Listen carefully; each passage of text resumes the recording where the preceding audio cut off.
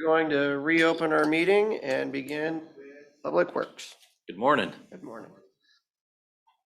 Let's see, we have one item on the consent agenda, and that's another one of those reimbursable work agreements with Fire District Number 1 for future work that they may need from us and our road crew or others. And then we submitted another one today for and this is assigning the final project prospectus for those RAP projects. Mm-hmm. So we talked about them last week, and there's a summary there of their paid out reimbursement is at 90% of qualifying costs. And then I also listed the project estimates. The Schranz Road Bridge is $1,960,000 as an estimate. And then the paving project on Sunnyside Road is $2,580,000. So those are the two projects that we talked about, and we will be adding the extra points to Sunnyside.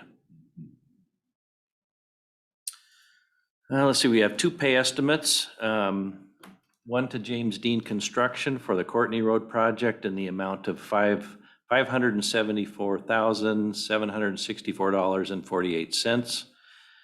And then one more to Kirby Nagelhout Construction in the amount of $57,608.47.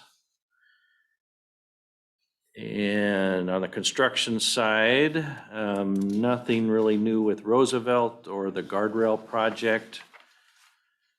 Courtney Road. Contractors on schedule. They're scheduled to start paving the lower section September 12th. And they're still moving Mass X on the upper section. But their goal is still to pave one lift on the whole project before we close down for this, and then put in the guardrail in the fall. Guardrail this fall as well, or? On the new section. Yeah. Let's see, and the stripers will come back here. We're still completing our chip seal work this week, and so they'll be scheduled to come back probably sometime in September to finish up and paint everything that we've chip sealed. On the design side, let's see, Klickitat Path and the courthouse parking lots, our crews will be performing much of the work to get those both usable and ready for winter. Some of the concrete work, like we talked about, will be done afterward, but I think we're going to use our carpenters to do what we can to get the ADA ramps in and the basics.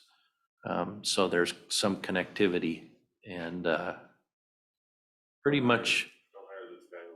No, yeah. He actually offered, but we. Yeah. Who did that? Yeah. I can't So say.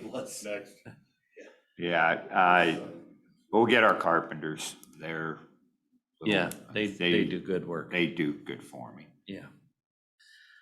Yeah, so I want to know who did it. Let's see, Rock Creek Bridge, the painter, that's scheduled for next year. We're getting that one ready. Sundale Road, the designers building the map and the right of way so we can set the alignments and get started with that design on that project. Maintenance side, like I said, the crews are chip sealing. The last shot on Horseshoe Bend Road is this week, as well as Old Mountain will be toward the end of the week. So, and then striping after that. So that means trucks from the west end are actually helping with that work. And then both sides, the people that are left, there's some grading going on at both ends of the county as well. And then this Friday, we have our under bridge inspections on 4 bridges throughout the county. So they'll be flagging for that work, the U-bit truck that comes out and actually reaches around with a platform to go look at the underside of the bridges. So Will we be able to just do that with our drones, or will we still need this truck? they're talking about doing that as an option. setting up drones that'll actually do that, but I don't think they've perfected it yet. But it's in the works. So in the future, that's a possibility, yeah.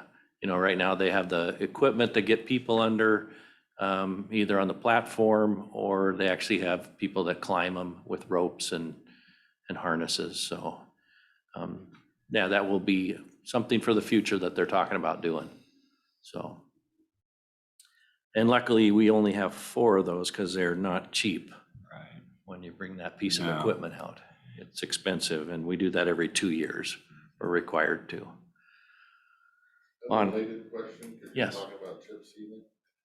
The little thingies that look like steamrollers, but actually have 4 tires front and back, is that still some kind of a steamroller for that? It's, Not yeah, tires? it's a rubber tired roller. Roller, yeah. Yeah. Yep. Okay. On the building, like I said, we're regrouping for the parking lot work to kind of make those usable this winter. Blinds in the Mount Adams room, we're on time number 3, reordering those, and hopefully they'll be the right length and material when they actually get here. HVAC units, this week, are the sound and the HVAC installers are getting back to us on the fix for those last couple areas that we have. And then we'll get to the wireless bridge like we've talked about when time allows. Pioneer Center HVAC units, we're scheduling toward the last week of September, first week in October. That's the slack period again, so we'll get those installed before we get weather on the heat demand side. Radio site? Say it is passed, carpenters are moving ahead still. Electricians will be up there tomorrow, wiring the building. So it's moving forward. Okay, follow-up issues. So Middle Road has been a topic on the east side of the county. It's getting a lot more use in the area where the haul route is and outside of that area, as well as some of the other roads. And we're, I think, challenged because our existing agreement doesn't cover some of those things that might occur. And we will rectify that in the next project, but for now, it's a challenge. So county crews have graded Middle Road from Bickleton down to Schrantz, which is north of the project that's on, the energy project that's ongoing out there. And then they're bringing in equipment, the developer contractor bringing in equipment on Thursday or Friday, and we'll start grading from Schrantz Road south to East Road, where the pavement is again. So it's been a challenge because, like I said, these workers is very different than wind, where wind was heavy equipment with a few workers. Solar is very labor intense. There's a lot of people, and most of our roads out there experience 8 to 12 people a day. And now there's, on some of the other routes, shortest route to get home, it's 300 maybe. So it's very different. And where the time frame was a year to complete the project, we're going on 2.5 now. So time duration is different as well. So it's very different. And I think they're struggling with what a lot of the industry and everybody else is, getting materials to build and complete things on a timely manner. So that's, I think, has hurt them completing their project when they want. Anyway, so trying to wrestle with this, and how do we prevent people from causing damage to some of our other roads, namely Middle Road north of the project and Schrantz Road back over to Dot Road, which is a shorter distance. So can you elaborate on as far as what these are is it washboarding? Yes, Yes. but yeah, so, You put 300 vehicles on a gravel road. and the 300 issue vehicles is a the number of vehicles is one issue. Probably the bigger one is the speeds. So they want to get home. It's a long way from home, and this is a road where there's nobody and nothing out here. Mhm. And so the sheriff's got lots of calls as well on people speeding, and he's done some enforcement. And, but you know, they're unposted 50-mile-an-hour roads.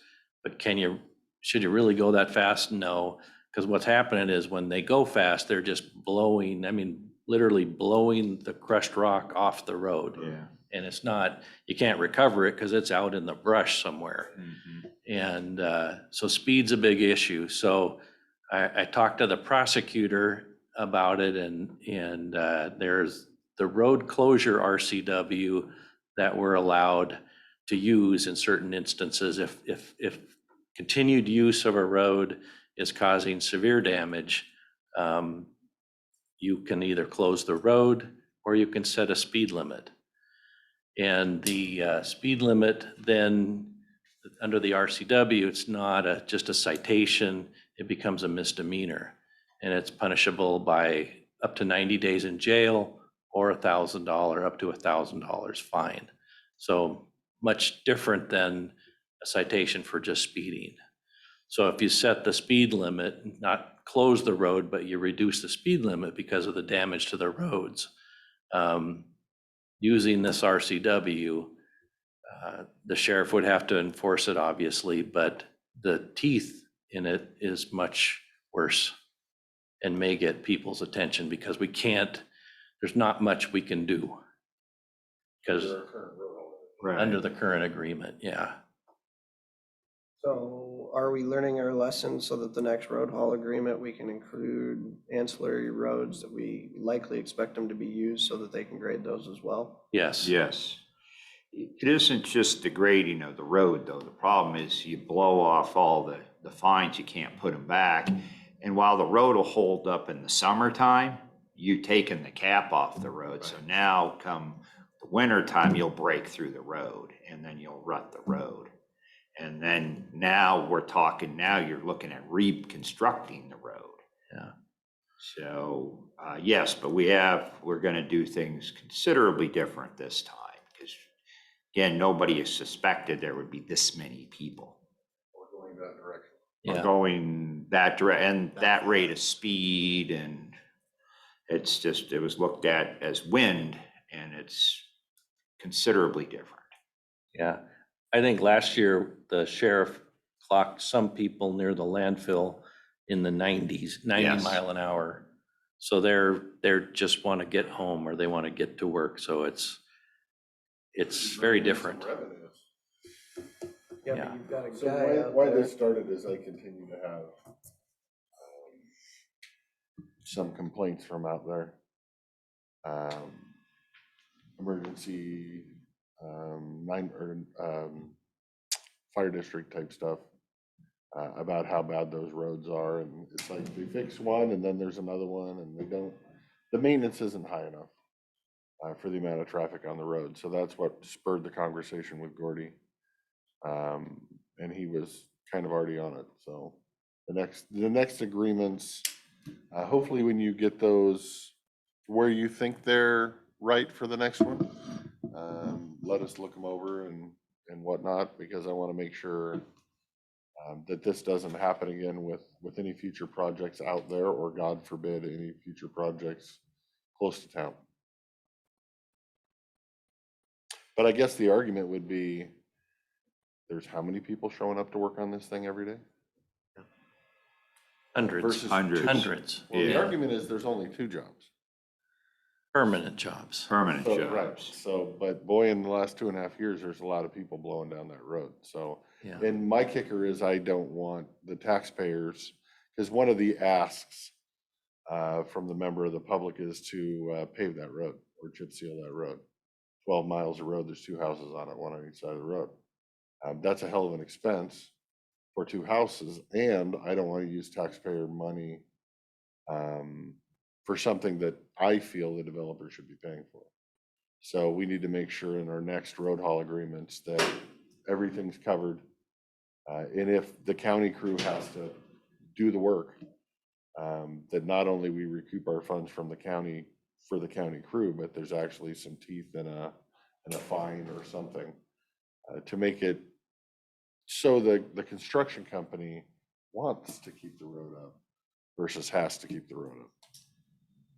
Do we have no ability in our current road haul agreement for amendment? I mean, there's no vague language about circumstances if you miss something. No.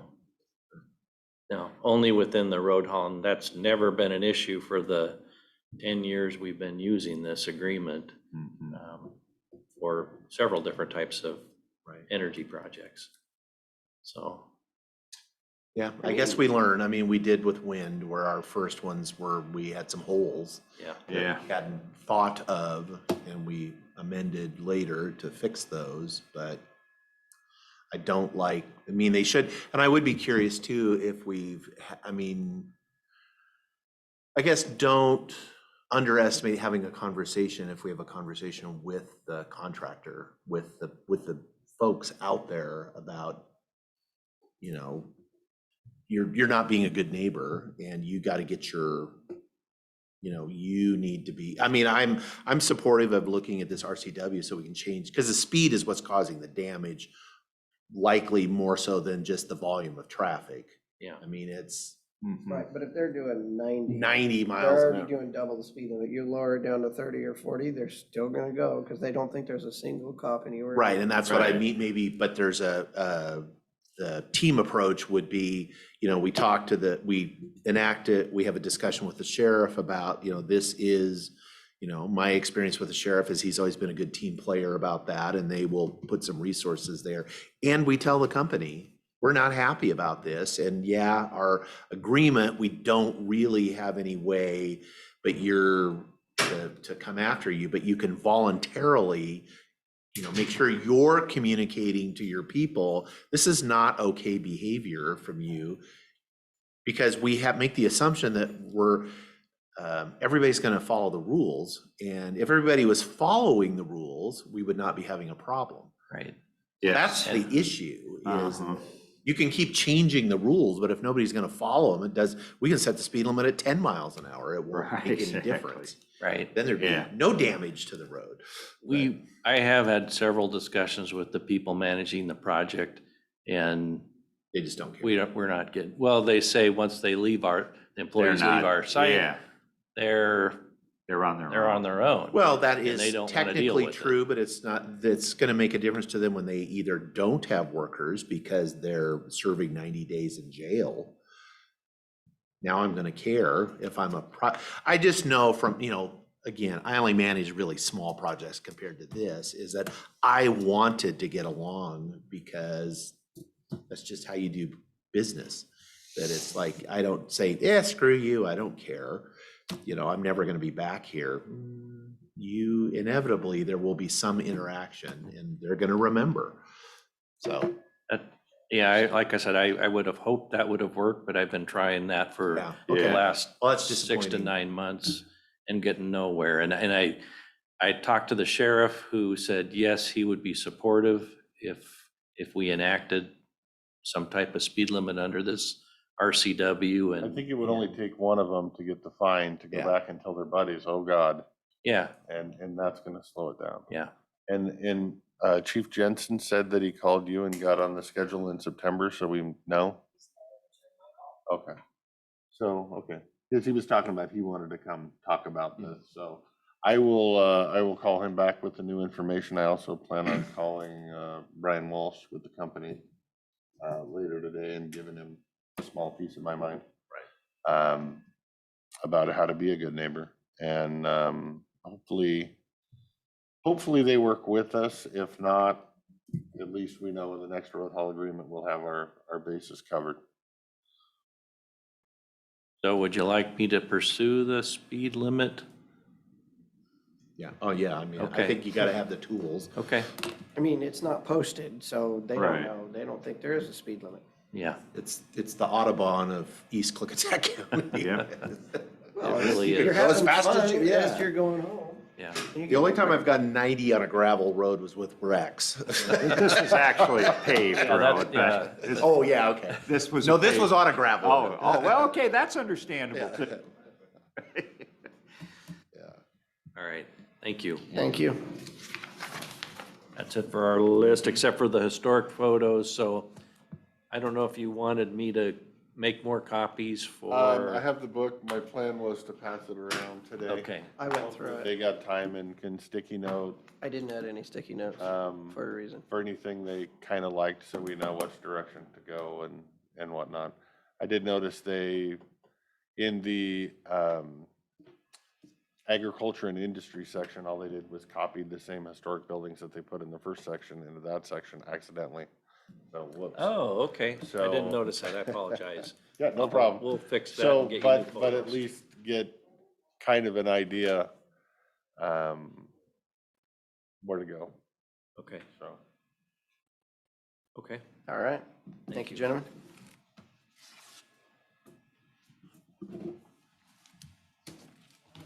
Next up, we have our HR and Administrative Services Director, Mr. Van Cleef.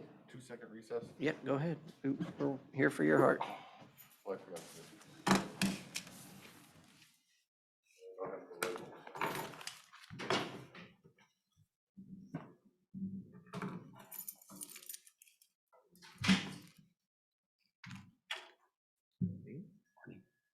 Morning, Madam Auditor. Hi.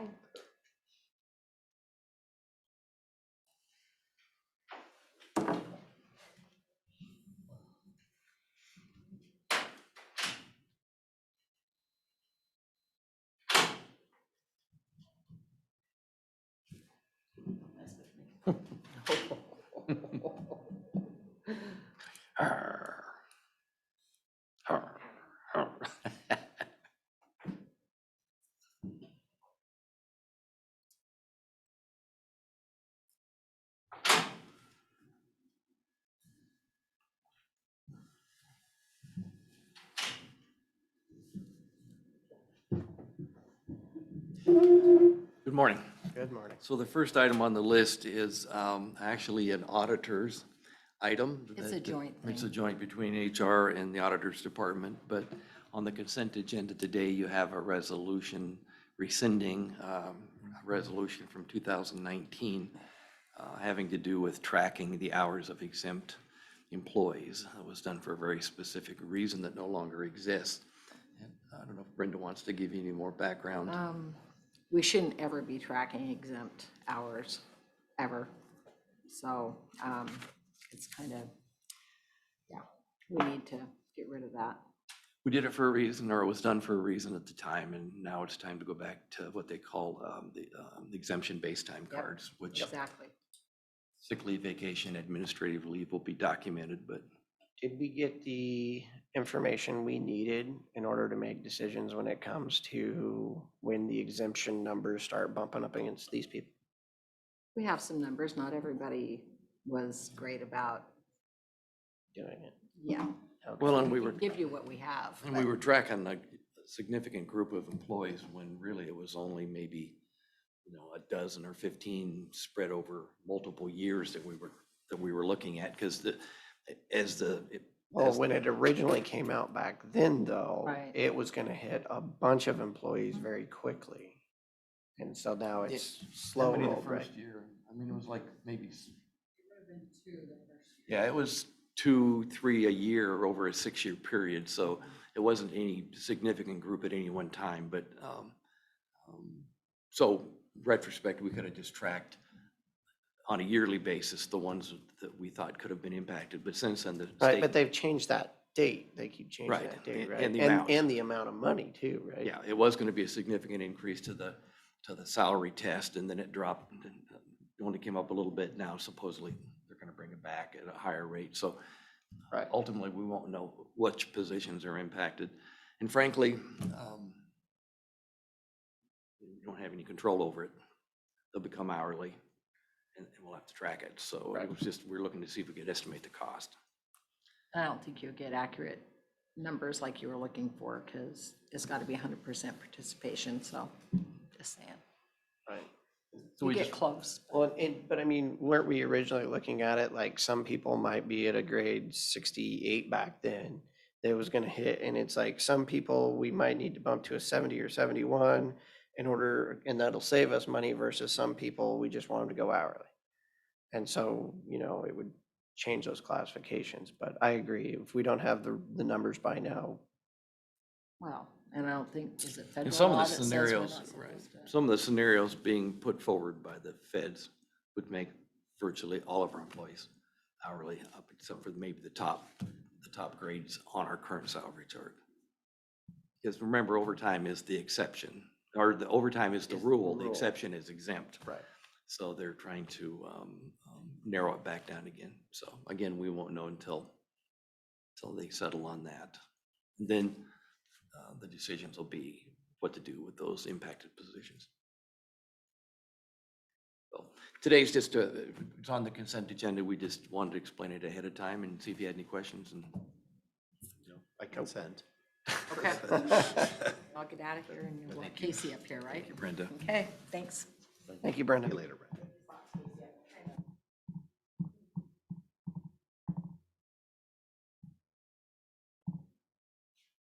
All right, Casey's going to update you on the Good morning. PEB and DERS rates for 2023. Yes, so DRS rates, member contributions are not changing.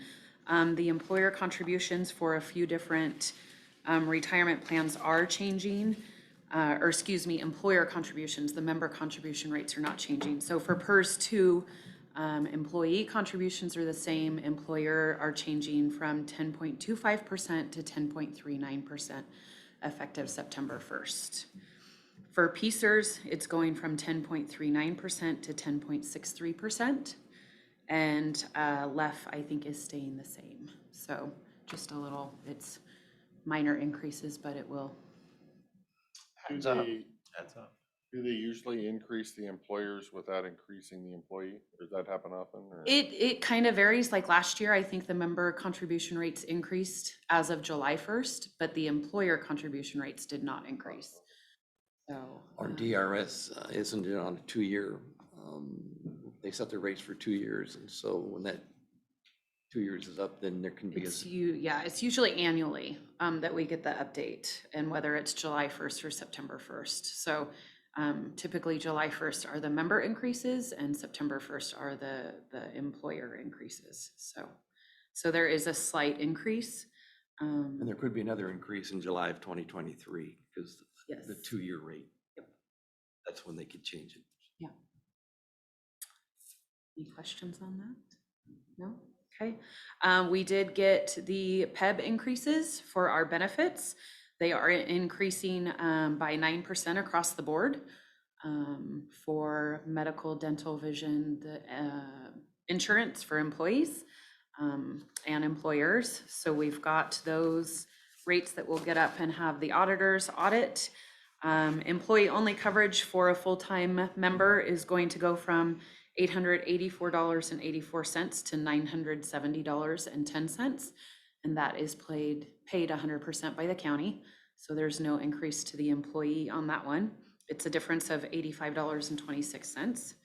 Employee and spouse coverage is moving from $1,610.51 to $1,782.52. That's going to be a difference of $172.01. Total for employee, it will be an increase of $26. Employee and children coverage is going from $1,429.09 to $1,579.42. That's an increase of $150.31, an increase of $19.53 for the employee. And then employee and family coverage is going from $2,154.77 to $2,391.84. It's a difference of $237.07 and a difference of $46 for the employee.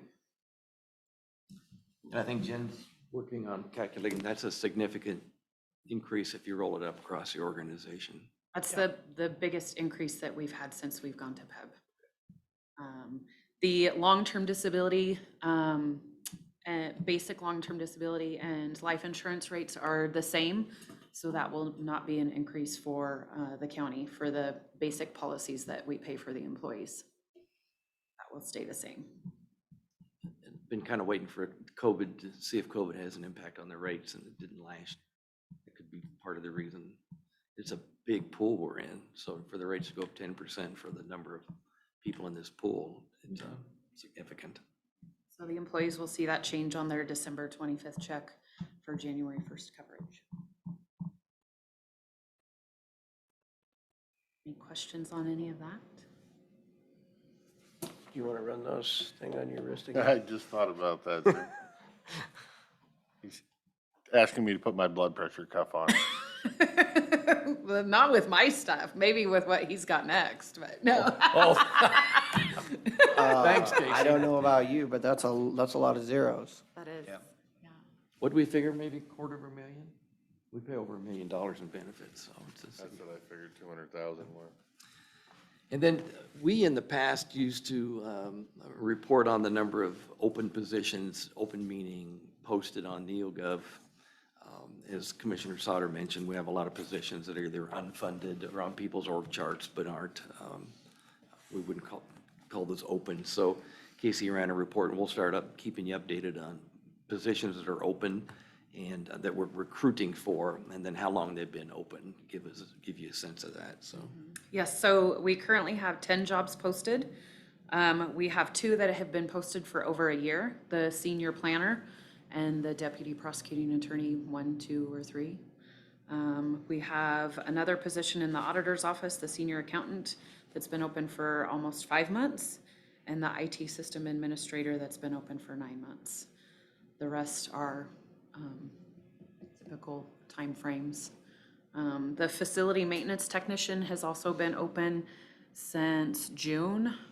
So that's a little longer, I think, than they would hope. Longer than I expected on that one. Yes, Right. yeah, so just to give you an update on some of that. And obviously, that doesn't include the vacant positions that departments aren't posting for, so. And yes, the PEB increases, doing a report for all of the deductions in Kayenta, it looks like it will be a little over $250,000 increase for the benefits. And just his eyes kind of rolled back in his. Okay, the next item is the Washington County's risk pool. So we have 99% of the final rates in.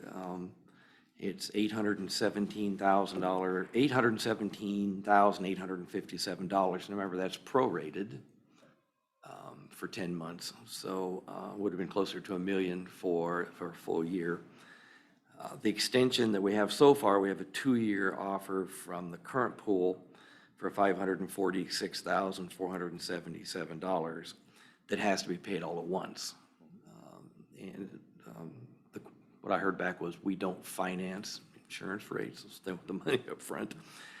So next year there would not be that expense. It would just be the full cost of the pool. So that brings it in, again, this is close, but may not be the exact number, $1,364,334. We budgeted $1.4 million this year, the same, I believe, as we had previous year. So we're just slightly, status quo for that. But, next year, it should drop to closer to $1 million, a little less than $1 million, just having the full year. Now, Jonathan is actively seeking 2 more quotes, one from another company for 3 years, because 3 years is the optimal time to cover previous claims. And he just found another one that might give us a quote. So that's still to come in, but at some point fairly soon, we're gonna have to write a check to somebody to get that coverage nailed down. So we're not gonna save any money this year. We should save money next year, but again, from my perspective, the service and the technology was worth the change.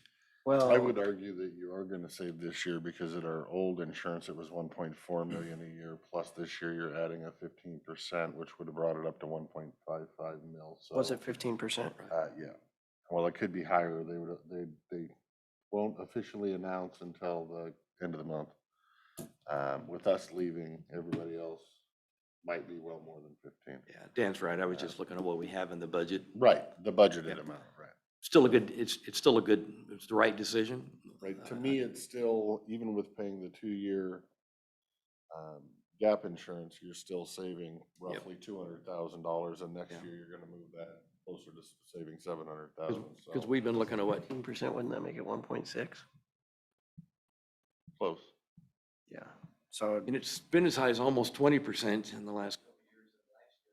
Bought down the rate. We still had a significant rate increase, and they It was like 17%, and they bought it down. They're floating the 15% idea, but I think they're floating it with everybody to keep in mind it could be 23%, so I think at next year, so if next we're year, not there anymore. yeah, so next year, if we pay $1 million, you know, again, where we would have been had we not made the move, you're probably at least When you $500,000 look difference. at, when you look at that insurance and you look at our claims, yeah, we have a couple of big ones, but most of them are chump change.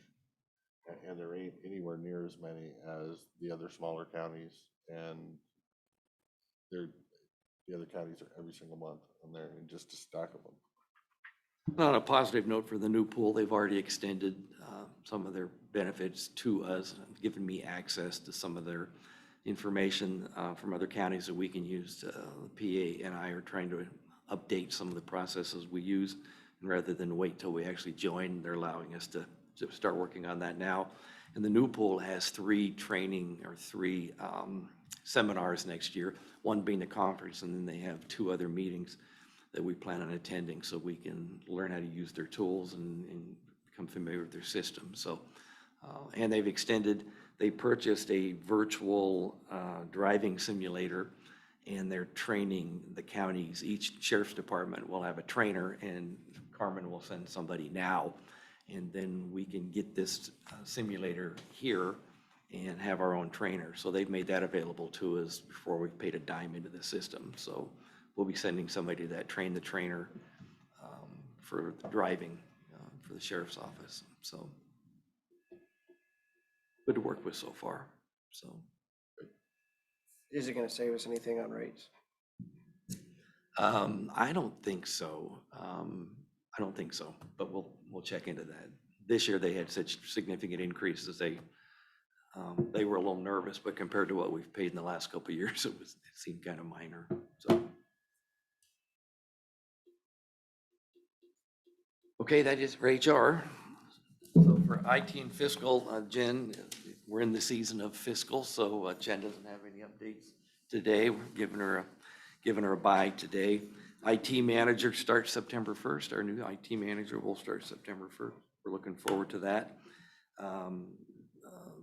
Jeff Rowe has ended his casual employee with us, and we wish him the best, and we appreciated the help that he was able to give us. And Curtis and Shelby are now covering the weekends and paying them overtime when they have to respond, but there hasn't actually been any after-hours calls or weekend calls, so they're looking So forward. we're only paying them if they have to respond. We're not paying them an on-call amount or anything. No, right.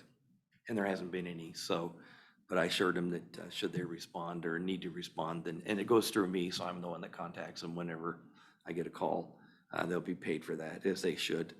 And then the other issue in the IT department is the fleet management software. So we've had a number of departments and offices in the test mode for about half of the year. Senior services, sheriff's office, planning department, public health. So I think we have 12 devices installed in various rigs. It's my understanding that the senior services would like to continue and install it in their buses and their vans. The sheriff's office would like to use this software and install it, I think they said in 23 rigs, mostly the ones driven by the deputies and I think some of the management vehicles. I didn't have a follow-up discussion with Sharon, and she can discuss with you during her budget how she would pay for that. I think would be included in the grants. The sheriff's office would prefer it be added to their VR&R rate. So there's pickups are in the VR&R at $125,000 a year. This would be roughly $250 a year more. And they're willing to do it with no increase in their budget. So they understand that they estimated about $6,500. We haven't got the final price. The price ranges from $20 to $25 a vehicle, depending on cameras. The sheriff doesn't have cameras because their other system has that. Sharon has cameras with hers. So depending on what they add, it can bump the price up a little bit. Planning's vehicles going to public health. Last time I talked to public health, I don't think they're interested in continuing with the software, but I don't want to speak for them. And adult probation has asked for 2 of their rigs to be added to the test, one with a camera. Public Works is asked to see a live demonstration of the software. And it's interesting, everybody's using it for something a little different, which is good. It shows the versatility of the software. Sheriff's Department does it for officer safety, where they can locate a vehicle that's not communicating. Senior Services, I think, it's my understanding, they use to kind of track and monitor the bus line. So if they get a call about, where's the van, they can in real time tell somebody where it's at. And then planning public health would be more on the maintenance and the mileage and the engine hours and that aspect of it.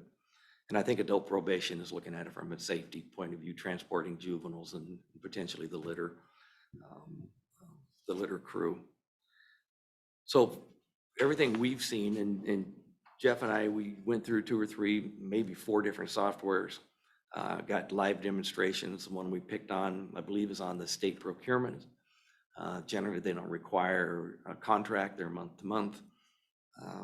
Pretty easy to work with. The software is pretty user-friendly. Each department has assigned one of their staff people, and then they can get in there and utilize whatever reports they want or features or functions they like. I think the sheriff's office, again, not talking for the sheriff, would like dispatch, if they're not already doing it, to have access to theirs so that dispatch could locate a deputy through GPS if they needed to for officer safety.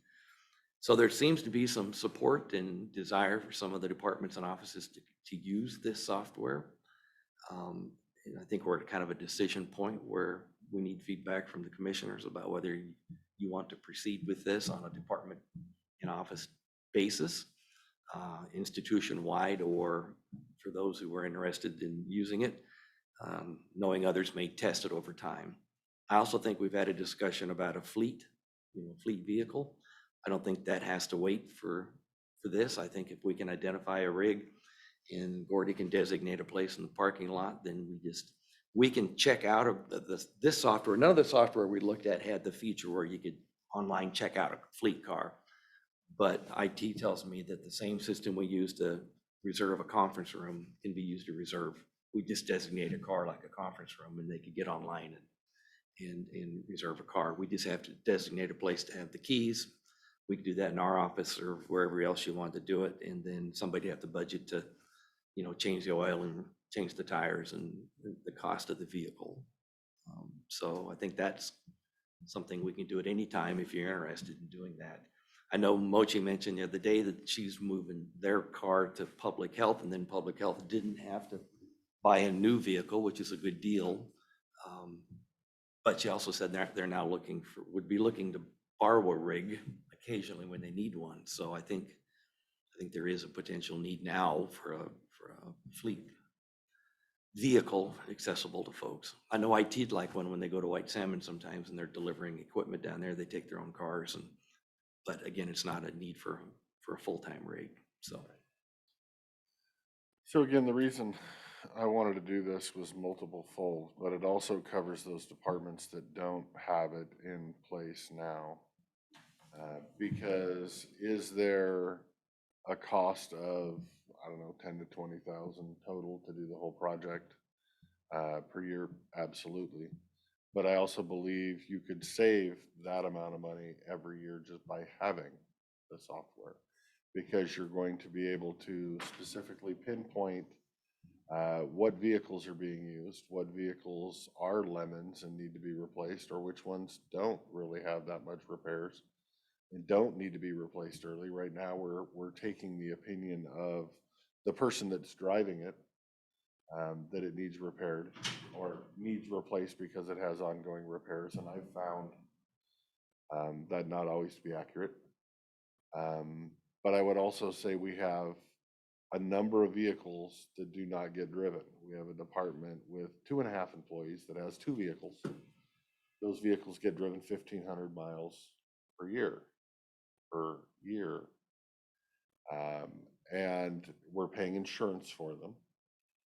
So if we have extra vehicles that we could be using, whether that starts with one. And so my ideal plan is, I would like to fully implement this on all the county's vehicles. Public Works, if Public Works wants to do it, that's fine. It'd come out of the Public Works budget. That isn't us anyway. But put it on our department vehicles, make at least one vehicle that is a fleet type, anybody can use it kind of thing. And then next year, reevaluate while we're going through the budget or after or before or whatever, all those vehicles that are under our control so that we can see which ones are being driven and when. So that we can better allot the taxpayer dollars to vehicles that actually get used, and or decide that departments might be sharing a vehicle. Maybe it's not in the fleet where they have to check it out, but now this department is sharing a vehicle with that department, and you guys need to coordinate because we have too many vehicles. That's my opinion. So my recommendation would be going forward in providing this cheap software in all of the vehicles under our jurisdiction.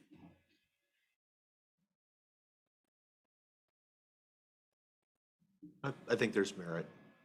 I do think there's some, I don't know that I would characterize that we have lots and lots of vehicles that are sitting around not being used. I mean, we do see those, when we do the VR&R rates every year during the budget process, we get the list, we see. I think there are some that I think people could share. And I think this is probably a good way to do that. I like the approach of let's do it and we can, the board can assess it after they've got a little experience. The only issue I can see is people are gonna have to coordinate and they're gonna have to plan, is if it's no different. It's kind of the same thing as like why we don't like to use public transit. I wanna get in my rig when I wanna get in it, and I didn't necessarily plan 3 weeks in advance that I was gonna need to move stuff from here to there, and now the fleet vehicle is unavailable because somebody else did, which again, that's not a bad thing. I'm just saying people are gonna have to get used to that. Usually, I mean, there's a lot of stuff when you're gonna need a vehicle. Just if you have travel or you have a conference or you have some training and you can get those put into the schedule as early. It's just the system's gonna favor those that are organized and manage their schedule over ones that are, I have this thing I have to go to and now there's nothing available because Well, everybody's I'm not scheduled advocating it. this, but I have worked places where they were required to check to see if a fleet vehicle was available before they Right. took their own vehicle. Because That's Just- that's the alternative, right? And for instance, if IT wants to haul something to White Salmon, yeah, I want them to check the computer to make sure that the car isn't being used for the next 3 hours, because if it isn't, I want them to use that versus Sure. their own. Right. Now, if that one's not here, by all means, now I'm gonna pay you mileage to go to White Salmon, and that's all fine and dandy, but if we have a rig here, I shouldn't be covering Right. mileage. No, And I agree. it's the same idea if we have an employee going to a conference or whatever else, I would rather have them use the vehicle that's here versus their own vehicle. That's kind of a different discussion on whether we wanted people going to conferences that mandate that you have to try to use the county vehicle, or if you still want to allow them to use their vehicle. That's a discussion for another day, but Well, the good I would news like is, the option available to them if they Yeah. want to use it. well, the good news is from the office department side is 2 of the 3 biggest fleets would like to use it. Public Works is looking into it, so they would look at it more from a financial perspective and different from how the sheriff would use it. And then the rest are just scattered throughout the offices and the departments. And I think we would see efficiency. We may find out some departments have a season where they use the rigs a lot and then another season where they don't, and it may or may not coordinate with another department. But it's gonna be a learning curve for everybody, I think. But starting out with 1 rig, I think we would see. What happened to the public health vehicle that didn't get replaced? Well, it got replaced with this hand-me-down. Are they now running an extra vehicle within their department? You see, I also have a problem with that because yes, you're not adding a vehicle to the VR&R, but you are still, now you're maintaining an extra vehicle. You still have oil changes and tires on the vehicle you didn't get rid of. Right. So you are adding an expense in that department by not decommissioning the vehicle that you were going to replace. So that's a conversation for this board going down the road, is whether we're going to allow apartments to gain expenses by keeping extra vehicles versus decommissioning them. And I would also like this board to have to look at vehicles that are being decommissioned and approve them before they get a new vehicle. But I think we do. I mean, you can't get a replacement vehicle unless you're authorized to. well, public health has got one. No, Well, I they mean, were gonna purchase, Right, but I'm saying we should be able to look at the vehicle. but again, it's that- still requested. That's not just automatic. So my take on that would be, I would like to look at the vehicle they're trying to dispose of to verify the need. If the need is there, fine. If the need isn't there, that might be the fleet vehicle that they can use when they need it. I mean, if they're using it on something that they're only driving 300 miles a month, why do you need a vehicle? You check out the vehicle that's Right. here. So I think there needs to be more oversight in our vehicles, is I guess my point.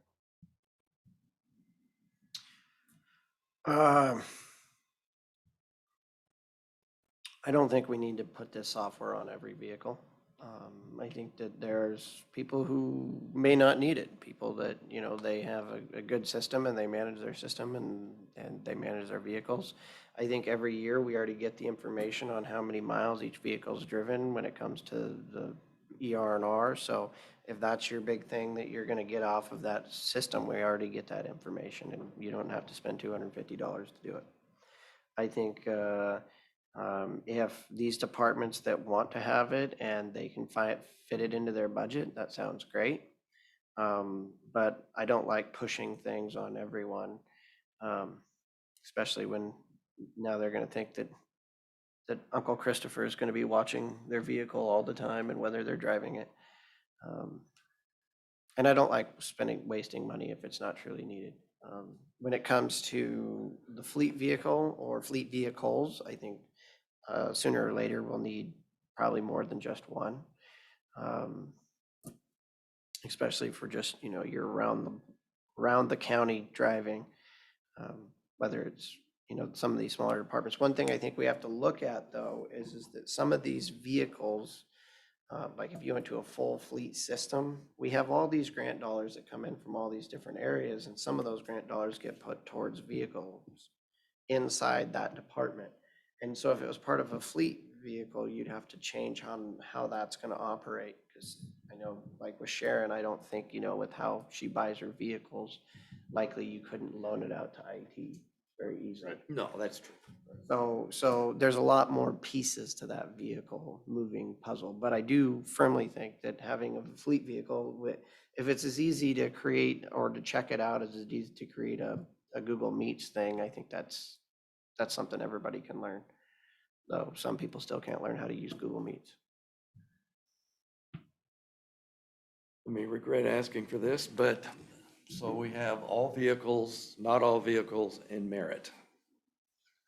So going forward, what is the direction of the I'm a commissioners? yes for all the vehicles under our control. Just trying to get some, so we know, because the company's not gonna let us be in the test mode forever. They've been very easy to get along with, but we haven't paid for any of their software or any of these things for 6 months or so. So just having some direction for the departments or the Yeah. offices. Before you go on to try to get clarification on where we're going, the other thing that I forgot to mention is I think you have cost savings when it goes time to auction off this vehicle, because you can now print maintenance records and attach those to the pictures in the auction, where buyers can look at the car and see what it is, and they're not just assuming every car is a pile of junk that they're buying for $1,100. So you're going to get, I believe you're going to get a higher resale value by showing maintenance logs on your resale. Anyway, side note. I think what I'm yes hearing- on all vehicles, figure out So- everybody else. just to confirm, as far as when I'm talking about, most of my merit was based on the fleet vehicle As far as the software, I'd say I would need to be convinced as to what is it gonna do that it's not getting done now? I mean, there are maintenance logs,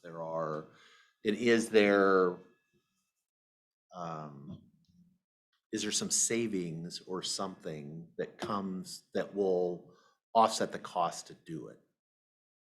And I'm I guess I would ambiguous or argue with ambivalent on it. The current way we have it now and have had it for years. Or is it more of a management tool for you? It's all of the above, because the current way you have it now, you have vehicles and departments that drive them $1,500 miles a year, and they still have them. Why is that vehicle not being shared? Why are you paying for insurance on 2 vehicles when you can really just have No, one? I'm not, you're talking So about I the think fleet there stuff. is- I'm talking about the software to manage it. Because they seem like they're not necessarily connected, or they don't need to be Two connected. separate softwares. There's the tracking software, that whole thing that you plug in, and then there's a fleet management software package.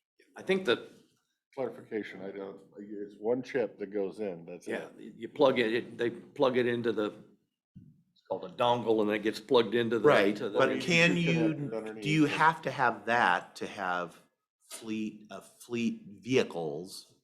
Oh, no, the fleet having, one available for. Yeah, having No, no, no, sharing vehicles and all of that that's- stuff. well, my point, we can do that now with or Right. without the fleet software. Right. But the big question of the day is, or at least what I'm bringing forward to you, is direction on fleet software, where we plug this into the different cars, and then, I agree, some are doing a very good job, but it's the extremes. Some departments maintain their vehicles in offices very, very well. Some don't. Some have horrible tires and dead batteries, and oils haven't been changed for a long time. Others are very conscientious, have somebody assigned to deal with it. I think fleet management software will give you all of that data for all of these. It's Right. it's singly. So who's going to manage that, though? Well, Because right generally- now, I'm sure we have a policy right now that says you get your oil change, you get your tires, you make sure the batteries, you do all that stuff. Not sure it's a policy. Well, but whether, it's certainly an expectation. If I have a vehicle, if I'm having a county rig, I'm assuming it's supposed to be maintained. So unless so that means that expectation is there now. How is this changing that, other than the information will all be available, and I guess the board is gonna be looking at that and managing that? So to answer Making your it's like, first- oh, you're, I would say twofold. So the supervisor or the director, or whoever that is that's looking at it, will be able to know maintenance on the vehicle, for one. The maintenance will pop up to be a reminder for the driver of the vehicle. okay. You will also, again, have maintenance records where they're easy to find and not in our weekly bills and now hiding in the auditor's office somewhere, on what expenses went to what vehicle. Okay. If I go to WSU and say, yeah, I'd like the maintenance records for the last 2 years on your truck, how easy is that for them to pull me? Good luck with that. And I think also, if I went to WSU today and said, hey, I need one of your trucks, they're gonna have a temper tantrum, because they're gonna say, we use those trucks constantly every day of the week and we can't get rid of one. Well, with the fleet management software, you now have documented proof on what day of the week or what weeks, or Okay. what gets used when, which is why I said reevaluate next year. If you find there's no need, cancel it. Look, If you find you removed a answer your few one vehicles, question you is- might still be able to cancel it. But at least you have proof when you're talking to the department, and Brenda's gonna kill me. But if you have a vehicle that you're using for an entire month to pick up ballots, that's fine and dandy. Check the vehicle out for a month, you have but is it being used the rest of the year? And maybe it is, maybe it isn't, I don't know. But if it's being parked for months on end, I see cars over in this parking lot that haven't moved in weeks. Why are they not? What's going on? We don't have the data to be able to, it sure hasn't happened in the past anyway, to be able to confront somebody sitting at that desk and saying, why do you need that vehicle 12 months out of the year? So how we set it up now is the IT manager and I are the administrators for the software. Each department, so we have access to everything. each department or office that has it has designated somebody, which they do now. Sheriff's Department has a fleet manager. Sharon has somebody that takes care of her fleet. That person now has this, they have access to their vehicles that have this piece of equipment in it. And so they can track, and they can turn on and turn off. Some of them use more than others. They can have the maintenance on there. Some use the GPS, some don't. Some look at the camera, some don't. So each department on their own vehicles can set it up the way they want it and use the software. Covers much more than we'd probably ever use. So each, the way it is now is each office or department can use whatever features they want to use for their fleet. Depends on what they're trying to do with it.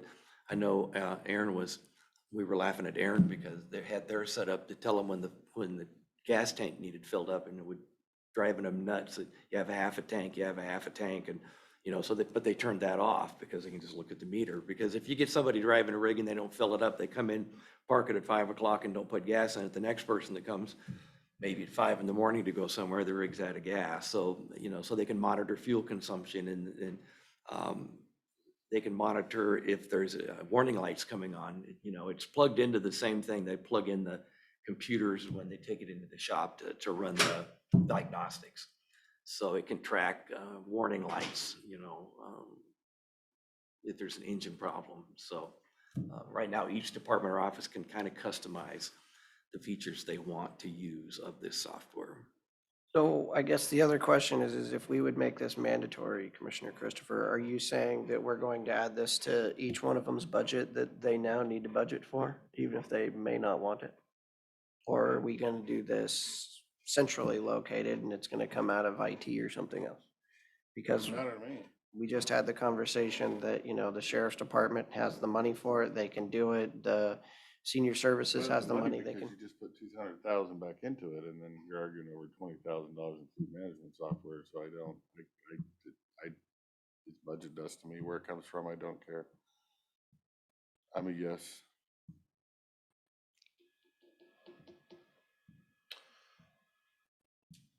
I mean, the money's not insignificant, but it could, I like the sheriff's thing of just put it in the VR&R rate, where that's part of the cost of the vehicle. It's embedded in there. We're still paying for it. Right. It's not like we're not, and let's not Right. say we're not.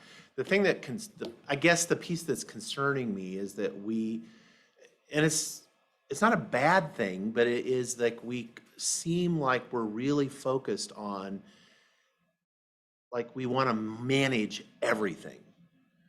We want to manage everything, and it's like if a director has a vehicle that the oil's not getting changed and there's tires not put on, that's their job to have that done. It's like, what do we have all these directors and managers for if we're going to just manage everything? And if you have a vehicle that you're not driving and you can't explain to me, that's kind of on you.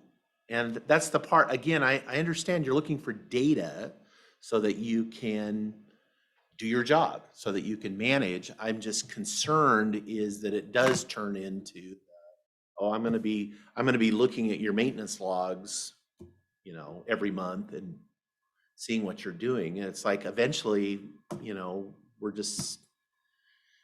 just worry we just keep diluting what we have directors and managers to do. And that's a philosophical thing. It's not, it's an approach. I have a different approach. I hire good people, I trust them, I let them do their thing until they screw up, and then I'm on them. But other than that, I'm not. I assume positive intent that people are competent and they're doing their job. Right. I guess where I'm saying is, no, I'm not gonna go look at people's maintenance log, but when somebody comes in and they say, hey, we would like to replace this vehicle because it's a lemon and it's constantly breaking down, I would like to go, great, give me a week, let me look at the maintenance log. Right. And when I see the maintenance log and see that it's broken down 3 times in 3 years, and it was a small change in the total repair combined was $2,000, and you want a $40,000 new car, when there's only 60,000 on this. Yeah, I think I have a different perspective, and I think you're advocating for a solution to a problem that I don't see that exists. I don't see it. I have not. I have not, that I'm aware of, that we generally, it is not, oh, everybody that wants one gets a new vehicle, or they're in here, oh, that rig's only got 60,000 miles, but by God, it's my turn and I get one. I don't know that we've ever done that. Do we have vehicles that way? What's that? The one I'm speaking of got replaced. And to your point, you know, the elected officials and the directors are all working elected officials and directors. They all have 1,000 things to do. If this gives them, for some that have good data, this will give all of them good data. So to your point, you shouldn't have to be the one to say, well, gosh, why are you asking for a new rig, or don't you need a new rig? They're all gonna have this data, and like they do now during the budget, bring it forward to you and say, well, we're scheduled for a new rig, but you know, we ran the report and it looks good. Or since last year, this rig's lost a transmission, and you know, they will have the A data. year ago, let's say Moshi thought she needed this vehicle, but now with this chip, she's realizing she really doesn't need this vehicle anymore. She's gonna voluntarily surrender this vehicle if there's something else that they can drive there one day a month. All right. So I don't see it, I didn't see it as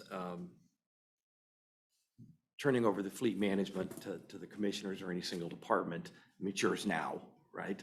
It's giving a better tool to the folks that are trying to manage their vehicles, whether it be 1 or 50, and get them better data and give them better information when they come forward as part of their budget or their vehicles.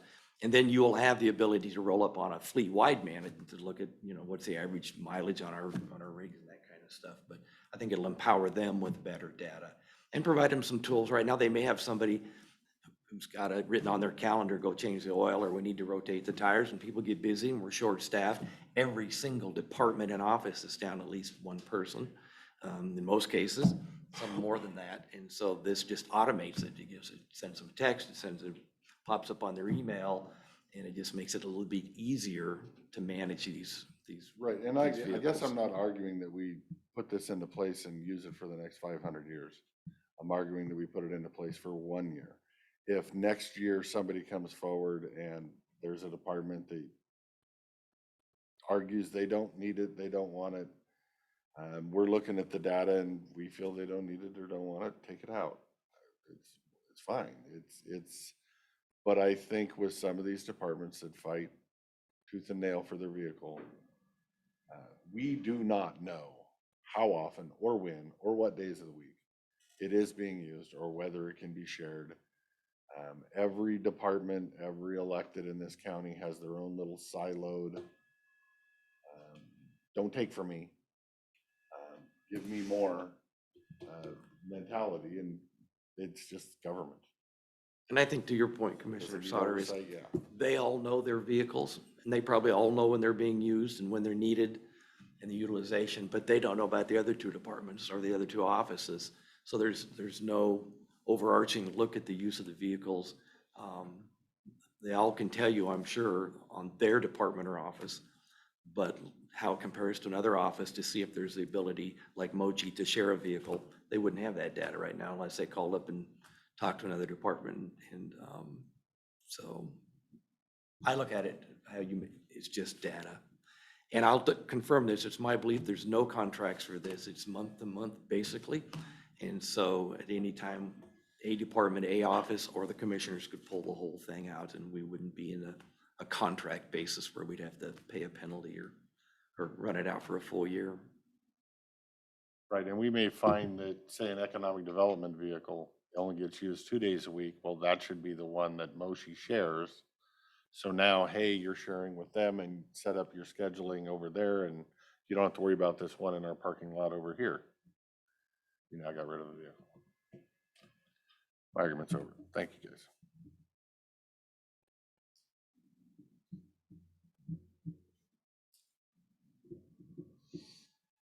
All right, you convinced me anyway, as far as I'm willing to try it, as far as to get the data that is so that the managers can use that.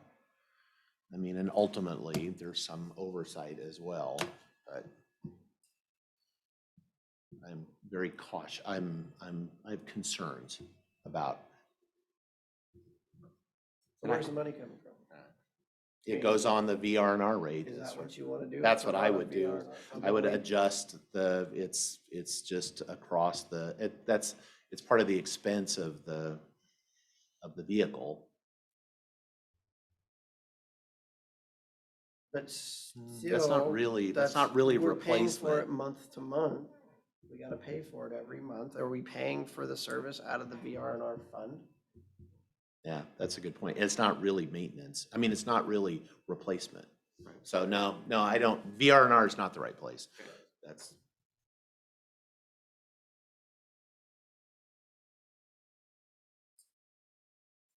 So again, we're gonna need a supplemental. Where's it gonna come out of? We've already kind of had that conversation with two departments that said, we'll find the money, whether it's grant or whatever, so they plan on paying their portion out of their. And I don't have the exact numbers in front of me. I think we estimated 7 months ago that if, not counting public works, if we put one of these in every vehicle, it was roughly $25,000 a year.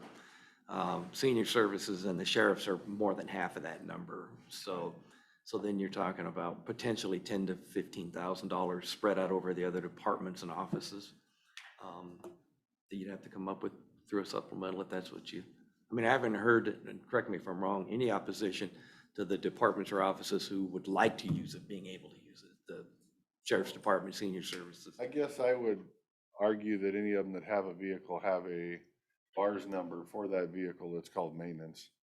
And they have money put aside in there just in case. And if that vehicle that has a maintenance fund of $1,000, if 250 of that is going to this chip, well, if you need more than the other 750, let me know. That would be the supplemental. I would just add it into their maintenance, other bars number under maintenance. I think the best thing we've learned, whether it's the chat function or whatever, if we're gonna make a decision for all these department heads, I think the department heads should have the right to come in and say, we want it or not want it, because it sounds like one department doesn't want it.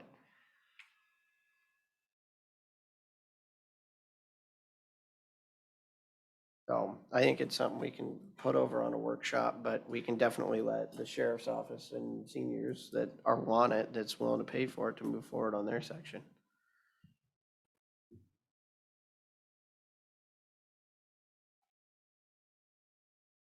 But it's up to you. You know where both of us stand. I know. I got yes and no, and I'm a baby. It's like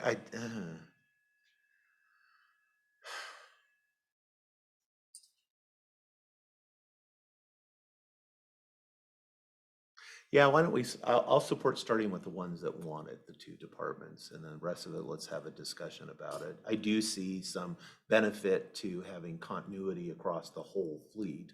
If you're gathering data, it's nice to have the whole data, not just some, but I don't think we need to. And then when are we talking about implementing this tomorrow? Obviously, this Potentially. is September. I I mean, mean, we put it off till January 1 if we wanted to. The company's been fairly flexible. I mean, adult probation wants to test drive it. Public Works still wants to see the live demo, so. well, I'm okay with the, sheriffs and seniors, they can implement it now. And the rest, maybe the other, we have the conversation, because I agree with Commissioner Anderson. We make these proclamations without having any discussion with the departments, that there probably are some perspectives out there we are unaware of. I'm less concerned about a department that does not want it. As far as I want to have why don't you want it? What is the, make your case as to why. I don't want anybody gathering data on my vehicles. Let's talk about that. Okay, so So, I can go with that. Let's say, let the ones who want it have it. And schedule a workshop for everybody else to have a chat. Probably after the budget, since Yes? the next. yeah, Yeah. we're good with that. Okay, I don't have. Get a- to I don't consensus, have- it just takes us a while. I don't have a vehicle, so. All good. All right, thank you. Solid Waste Department. So the review is ongoing, and we should have a report, or I should have a draft report in about a month.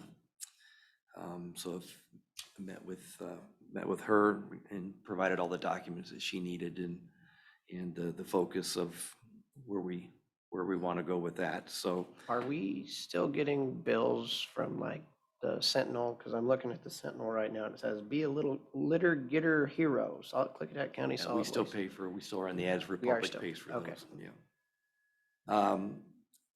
Ecology called me, so, and we knew this was coming. You know, during this review period, we haven't been delivering on the grant deliverables. And so they're probably going to move some of the money to other grant recipients as opposed to just, you know, have us end up with unused funds. I don't believe that's all of the funds, probably just for the quarter, but I've requested a meeting. Michelle and I will be meeting in September to discuss that. And, you know, they don't want the funds to be unused when other counties may have the ability to use those funds. So that's not unexpected. Horse Thief landfill post-closure, I did reach out to the head of that department and re-engaged in a discussion. He said his department is all new folks, so David Kavanaugh and I will be having a Zoom meeting with Ecology and their team to discuss the post-closure of Horse Thief. The Ecology has been very consistent over the last 5 or 6 years of what needs to happen. It's pretty straightforward. Basically on the vents, you know, fence them off, extend them above the ground, and then do annual air quality testing with a handheld device, or put a berm in, a small berm, and have a perforated pipe run through that, and then they just disperse. Any gas will come up, just gets dispersed. And that's basically a permanent fix, a one-time deal. You don't have to monitor it that way, it's my understanding. And then groundwater testing, they just requested another round of testing and they wanted to be part of it. And then if the groundwater comes up okay, then we're done. But they have not wavered in 5 or 6 years on that, even provided basically a drawing of what the berms would look like. We would have to go out and get an engineer to help us design those berms. So we're going to meet with them in September. I predict they're going to come back with the same. That's what has to happen. And then we can be done with the post-closure of Horse Thief. So, so more on that as we meet with them again. And in the proposed budget, I've moved some funds around to potentially cover that one-time cost of that, should you decide to proceed with that. And then I was notified by Ecology that January 1, we're required to have a compost procurement ordinance based on, it only applies to counties over 25,000 citizens, or if you have something like dirt huggers. So dirt huggers in public health agreed that we would be subject potentially to this ordinance. So public health has actually drafted an ordinance and is sending it to the PA for review, then ultimately to you for review. But because we have dirt huggers, it throws us into that category of requiring a compost procurement ordinance that has annual testing, annual reporting requirements, and but I sent it to Mochi, and she said it's not her, but Erin said that it would apply. It would apply to public health because they have something to do with dirt huggers, some oversight, and so they've already drafted a potential ordinance. Interesting. That's an example of unintended consequence where you don't. Or unfunded mandate. Well, that's most everything, but. Yeah, this ordinance would plan for the use of compost in following categories: landscaping, construction, post-construction, soil amendment, applications to prevent erosion, filter stormwater runoff, low-impact development and green infrastructure, develop strategies to inform residents about the value of compost, how the jurisdiction we use compost in our and have a management plan. We must submit a report covering the previous year's compost procurement activities on total tons of organic material diverted throughout the year, volume and cost of compost purchased throughout the year, source of compost. It's pretty. But the Well, that's trigger unfunded is because mandate. we have a composting manufacturing facility in our county. It says Based on the data we have for Klickitat County, we show that you will be required to adopt the CPO based on having a drop-off organics location in the county dirt hugger. I did find it interesting. It says our Attorney General has determined you're subject to this, because ours It's also our Attorney Ours, General. ours too, but it's supposed to be your Attorney General. But it wasn't a surprise to public health. The Attorney The General. Attorney General. But it wasn't a surprise to public health, and she has actually drafted an ordinance that would comply with this. So it's not in my area of expertise, but Mr. Kavanaugh and Ms. Quinn are taking the lead on that, thankfully. So that's it for me. Is there any other questions about IT, fiscal, solid waste, or HR, Or anything else. or anything else? No, sir. Good update. Thank you. How you doing with your ball? Oh, he starts talking about the recycling thing and all the work that has to go into that. It's like, oh my God. Yeah, we have 2 stress balls. Composting, yeah. Good thing I don't. You're the pry only one that's mine out not of chewing my on a cup, stress so. ball right now. I'd entertain a motion. Mr. Chair, I'd make a motion to recess for lunch back at 1 o'clock. I would second. Motion and a second. All those in favor signify by saying aye. Aye. Aye. Motion carries. Yeah, see you all shortly.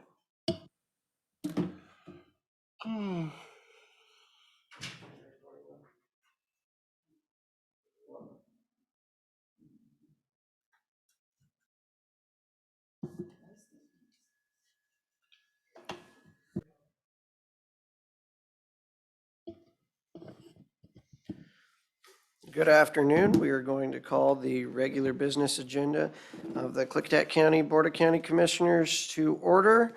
Let the record show all 3 commissioners are present, and we will begin with our Pledge of Allegiance. Pledge allegiance to the flag of the United States of America and to the republic for which it stands, one nation, under God, indivisible, with liberty and justice for all.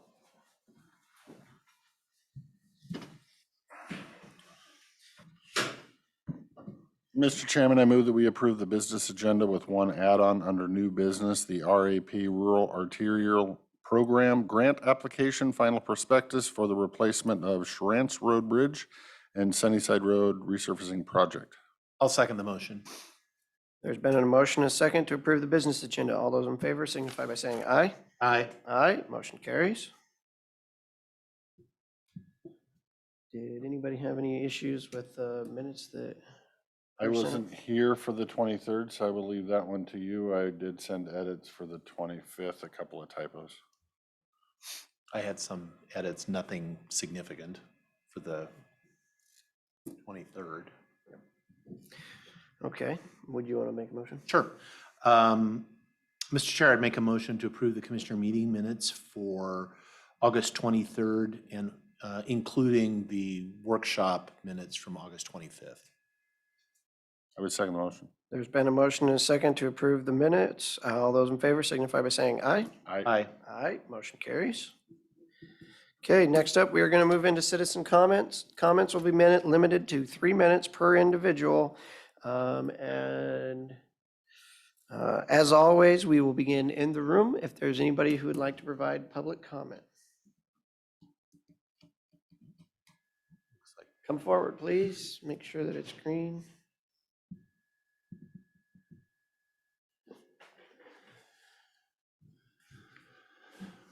Good afternoon, Commissioners. Commissioner Christopher, it's good to see you well. It is good to be well, I'll sir. bet it is. That's amazing. That's great. Dave Barta from Goldendale. Yesterday, I had the chance to speak with the Yakima County Board of Commissioners regarding the continuation of their moratorium on the placement of new industrial solar facilities. Yakima's Board of Commissioners is working to develop ordinances that protect their citizens from unrestricted industrial solar facility siting. Others spoke as well, including members of the North Yakima Conservation District and the Yakima Klickitat Farm Bureau. Commissioners McKinney, Anderson, and Lindy were receptive and appreciative and recognize how industrial solar has the potential to affect the livability of their county as well as other quality of life issues.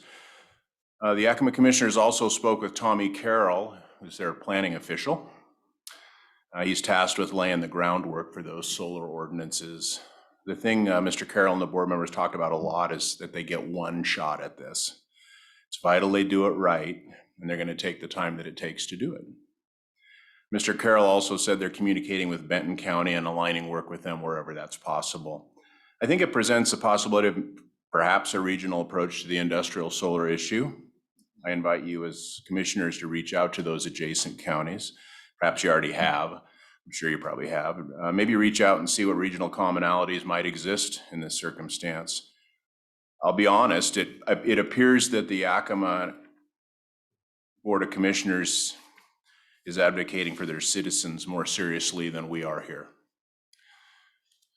In my prior employment, most of you know I had a career in schools. I had individuals who persistently shared their opinions that I or the school were not doing something that needed to be done. I remember one case where I frankly grew pretty weary hearing the same thing. Then I stepped back and I said, okay, everything else aside, what's best for the student? And I had to admit that as tired as I was of hearing the same thing, we could better serve that student if we adopted some of the ideas that I was so tired of hearing. Just because somebody's loud, it doesn't make them wrong. I'm not in any way advocating shouting opinions or treating conjecture like it's truth, ever. That's not me. Truth is truth. There's no substitute. I am saying that the circumstance here is similar to the county north of us and the county east of us. I encourage you to keep the issues that affect Klickitat County citizens, in this case, industrial solar development in an agricultural area, at the forefront and focus on the right thing in spite of whatever noise might be right in front of you. I appreciate the work you do. I realize public service is challenging and difficult. Thank you for the time to share my concerns. Thank you, Mr. Barta. Next, we will go online. Is there anybody who would like to provide public comment online? *6 to unmute your phone, turn your mic on, or turn your video camera on, raise your hand. Gabrielle Gilbert. Hi, thank you for this time. I want to talk about daycare. I want to talk about a child care facility and the fact that our child care desert is a problem that needs to be addressed. I feel that we are at a moment in time where there is discussions happening. I have been advocating in front of the White Salmon City Council and the Mayor, Marla, to have an honest conversation about a daycare facility. The problem is that there's so much noise around daycare and nobody addresses the elephant in the room is that you have to put skin in the game and you have to open up a facility. You have to bring together all the major players and elected officials and all of the industry and the hospitals, and you have to have a true discussion about the importance of childcare in the region. And it is so connected to economic growth. You cannot talk about affordable housing and caring about your businesses if you don't have childcare in the same sentence. I am not ignorant to the fact that if you cared about children and families, we wouldn't have this conversation because daycare facilities would be around the county. Care about money then. You care about money, then you will look at the economics that is the driving force that gives you affordable, accessible, available daycare. And that you have on your roster, in your county books, Lorena Lowell working for you. She is a woman who has broken ground and made daycare facilities happen. And with that resource, I want this conversation to be real, that you are looking at opening a facility. You sit in a $5 million building that the taxpayers built for you, and that the fact that no room exists for childcare is a testament to how much you are blind to the necessity. And it is time for us to all open our eyes and realize that daycare is an integral part of an economy and the success of a county. Right now, Olympia recognizes rural counties in the state of Washington are daycare deserts, and grant dollars in the hundreds of thousands are left off the table because you do not put skin in the game of an actual facility. And I'm asking for that to change. I'm asking that all of you, each and every one of you, county commissioners, come talk to Marla, come talk to city council members, come talk to industry leaders, come talk to the CEOs of the hospitals, and start having real conversations about breaking ground on a daycare facility. And it is overdue and it is time. And we are in a daycare crisis. And I've been in this gig of daycare provider for over 15 years in Klickitat County. And I'm telling you, you are in crisis. So do something meaningful. And meaningful is break ground, ribbon cutting, break ground on a facility. Thank you for your time. And I look forward to hearing from you. Jake, you represent my district. Come down to talk to Mayor Marla. Come and have a discussion, please. I appreciate it. Thank you. Thank you, Ms. Gilbert. Back in the room, is there anybody who would like to provide public comment?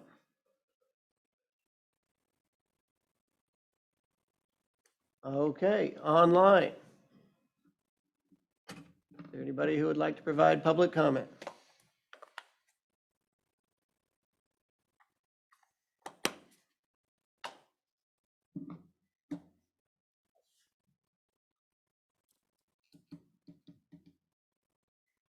(0088)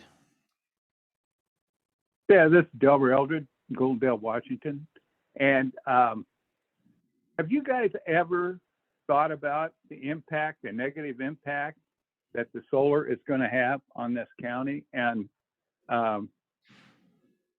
because, you know, the thing is that you guys don't seem to care about the future of this county, because every developer that comes along waltzes into this county. You guys have your arms out, welcoming them in there, no matter what before you ever figure out how much damage they're going to be doing to this county. So, you know, there's no consideration on your guys' part about the citizens. You're all in bed with the developers, as it seems. And that is, you know, I don't know really why you ran for office when you don't want to represent and protect the county. What you're doing there, unless it is for individual benefits. But, you know, the thing is that you guys are, should be held accountable for the future of this county, what you're doing to it. And one other thing is I'd like to bring up is Mr. Kinsella constantly said, you guys, when somebody asks a question, you should answer it. And I don't care if the comment hour or comment time has to go an hour, hour and a half. If you guys figure your wages by the hour, you're one of the top paid people in Klickitat County. And you can adjust your schedule to extend comment time. And you know, but the thing is if you do, you're going to get some hard questions that you don't want to have to answer. And you're going to be responsible for what you say when somebody is presenting the facts. But that's what you need to do. That's what you should do, is allow a question and an answer, a discussion. And like I said, even if you have to extend the comment time so people get answers of exactly what the decisions and policies are going to be for these commissioners are going to make. And that's my comment. So.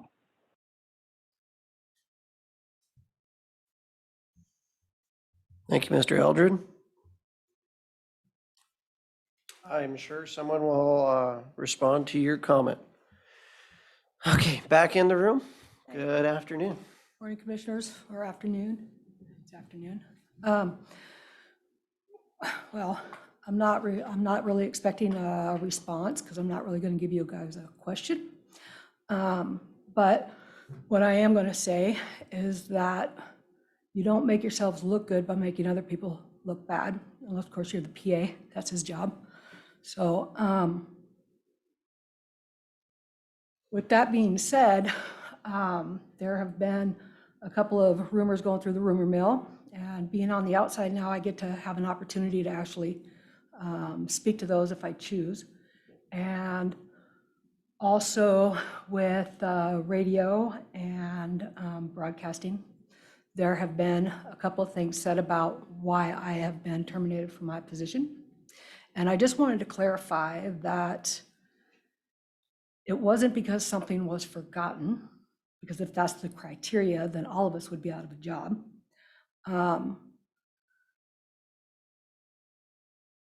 But I just wanted to make sure that we're all on the same page, that you are not to be saying anything until after the period is up for me to litigate. So with that being said, you know, I think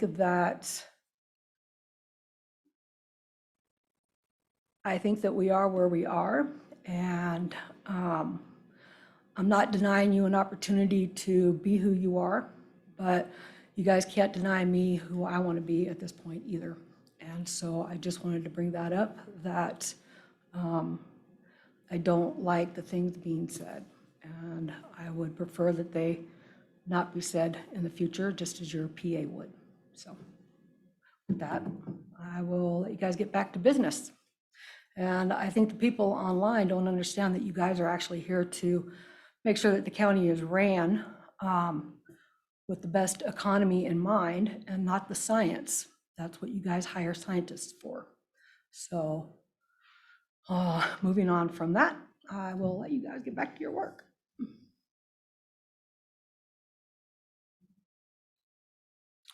Thank you, Ms. Irving.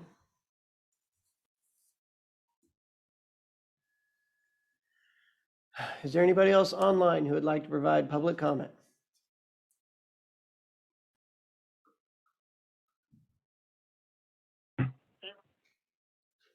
(7211) This is Greg Wagner with Cease. One of the primary responsibilities of the commissioners is the safety, health, and welfare of the citizens. I believe it was in 2011, they had a marijuana moratorium. The Planning Commission reviewed it, recommended that the county commissioners at that time ban marijuana because it posed a danger to the safety, health, and welfare of the citizens. 2021, May, we had a solar moratorium. Everybody testified. Hundreds of people testified, whether it was signing a petition or sending an email, handwritten letter, stood before you and testified. Majority of the folks were against solar development in the county, and you ignored them. Now, you've signed off and rescinded the moratorium because you didn't find that solar endangers the citizens' safety, health, and welfare. And I'd like to ask you, how could marijuana endanger the safety, health, and welfare of the citizens when solar, with its toxic solar panels and lithium-ion batteries that spontaneously combust, explode, and release deadly fumes, isn't a danger to the safety, health, and welfare of the citizens? Maybe you commissioners could explain that one to me. You had an opportunity in May of 2001 to do the right thing and enact solar ordinances. You didn't even have to write them because we've already written them for you, but you failed to do that. You don't represent the citizens of the county when it comes to solar. You did it May of 21. You had the opportunity to write the ordinances, enact the ordinances, accept our ordinances, but you didn't do it. Now we can look at Yakima County commissioners.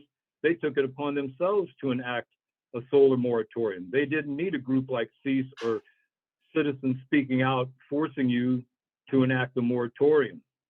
And theirs is going to stay in place as long as it takes for them to adopt protective ordinances, unlike you gentlemen. I believe you failed to do your job with respect to protecting the citizens of the county when it comes to solar development within the county. The EOZ is not an answer. The EOZ is outdated, and it was written for wind. For you commissioners to say that the EOZ has everything we need is not true. It doesn't address the solar issue at all. There may be 2 paragraphs in there, and that's it. And they are vague. Vague is not what we need in ordinances. They need to be clear and concise, so there's no gray area for any assumption by either the county or a solar company. These need to be updated along with the comprehensive plan before any other solar projects can be permitted in the county. Everything needs to be put on hold. Failure to do that's going to allow solar to develop in our county and destroy the beauty of the county, the people's property, their enjoyment of their lives, and the entire future of our county. It's going to be a legacy that everybody will remember that you 3 commissioners allowed to happen. Thank you. Thank you, Mr. Wagner. Okay, back in the room. Is there anybody who'd like to provide public comment? All right, back online. Miss Arnold.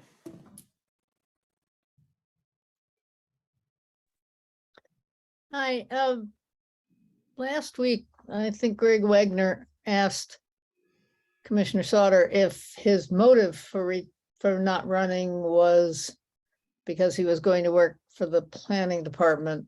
And of course, the answer was no, which I'm sure is correct. But there are rumors flying around that Commissioner Sauter is going to be working as the long-range planner for the planning department. And so I'd just like to ask that question directly. Are there any plans in place for you to move into the planning department as a long-range planner? No. Do you have any idea where those rumors have come from?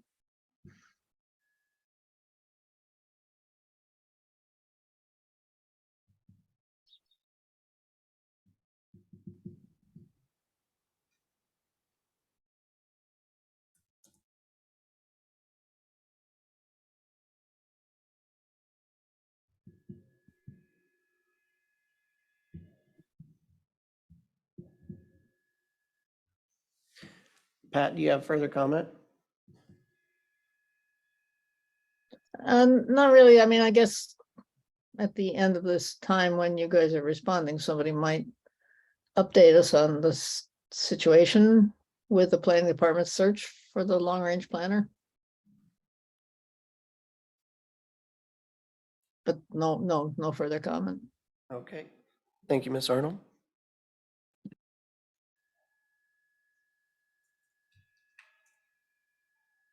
Okay, is there any further comment online or in public?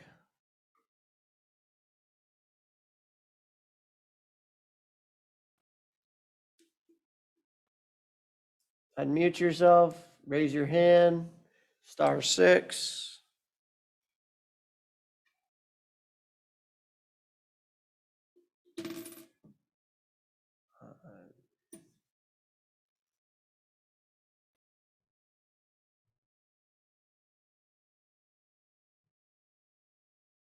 Not seeing anyone.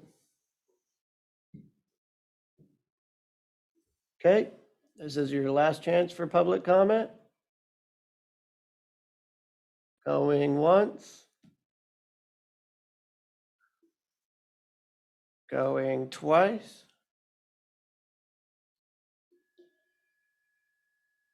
And sold. Would either of my seatmates like to respond to any public comments? I would prefer to go last, sir. Oh, I don't really have much to say. It's, anything I say gets weaponized, so unfortunately, so no. As to myself personally, as far as the long-range planning position in the planning department, the planning director was during her budget is suggesting a change in her org chart to add a project coordinator that would would be there to start, I guess, work on the comp plan update. that's something the board hasn't had any discussion on as far as whether we're going to allow that. And that, again, would be, but as to the rumors that I was going to be a long-range planner in the planning department, that is patently false. That is no. As to where the rumors come from, where do any rumors, where do rumors come from on any of it? So I don't have, yeah, I'm just gonna leave it at that. Okay. I guess I'll start with Mr. Barta. Thank you for your public comment. Thank you for always coming and being respectful and for trying to provide options that the county commissioners can ponder and think about. You have no idea how much I respect how you always present yourself, as well as when you usually send me emails or give me ideas or rabbit holes to chase. I usually start chasing them, and it means a lot to me when somebody comes forward with not just reasons to be upset, but also reasons to find the answer. That goes a long ways. And I have not had recent conversations with my Yakima seatmates, but I intend to do so. So thank you. With Ms. Gilbert, I agree with nearly everything you say, that childcare is important, that childcare is one of those deserts that we have when it comes to childcare through state-sanctioned childcare. People find childcare and have been in this county for decades, centuries. They were just not in state-sanctioned childcare facilities that are run by either a company or a county or some other facility. Miss Lowell, which we brought on, which our first task that we all had for her was find a way that we can make childcare and make it work. And she has turned over every rock and brought us multiple different iterations of a business plan in order to make childcare work, and none of them pencil. None of them have come close to penciling from what I have seen. And that's if we're providing the facilities ourselves. How anybody else does it outside of that, unless you truly have like an economies of scope and scale at a large, like you'd see maybe in West Seattle or something, I don't know how you do it, but I don't know anybody who starts a business knowing that there's no way they can make money doing it. And so, yes, there's childcare committees. I talk with, as you say, Mayor Marla on a weekly basis. You know, we talk about many different projects, and whether it's childcare or affordable housing or housing for our seniors, all of these things. The problem is that there's only so much butter in a budget, and we can only spread it so far. And we're already looking at a budget that is not in a good financial position. And so if you would like me to subsidize childcare for one person, that's one county employee who won't have a job potentially. And that's as honest as it is out there when it comes to when you're looking at budgets and you actually have to look at the hard financials. With Mr. Eldred, yeah, I've never thought about the impact that solar will have on the county. I don't hear about it on a weekly basis. I don't care about the future of my county. I don't care. Wow, that's quite a lot to say to people who've, you know, spent their entire lives volunteering in this county and giving back to this county. As I would understand it, the only way you would think I care is if I do exactly as you want. Because we are working. When you say we're some of the top paid officials by the hour, if you think that I come in on a Tuesday and I leave on a Tuesday and that's the only thing that any of us do for the week, I'm sorry. You're welcome to come job shadow me for a week and hope you can stay up late. That isn't the fact. And you want to know where rumors come from? Rumors come from statements like that.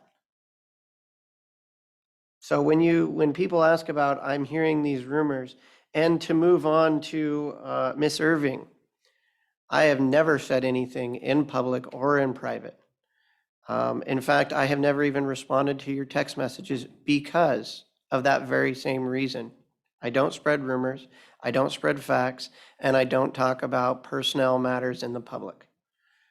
That's not how we do things here, and I'm sorry that rumors are being spread about you. We know probably as well as anybody how much rumors can hurt your image and your reputation and your potential for future jobs, and I'm sorry that that's happened to you.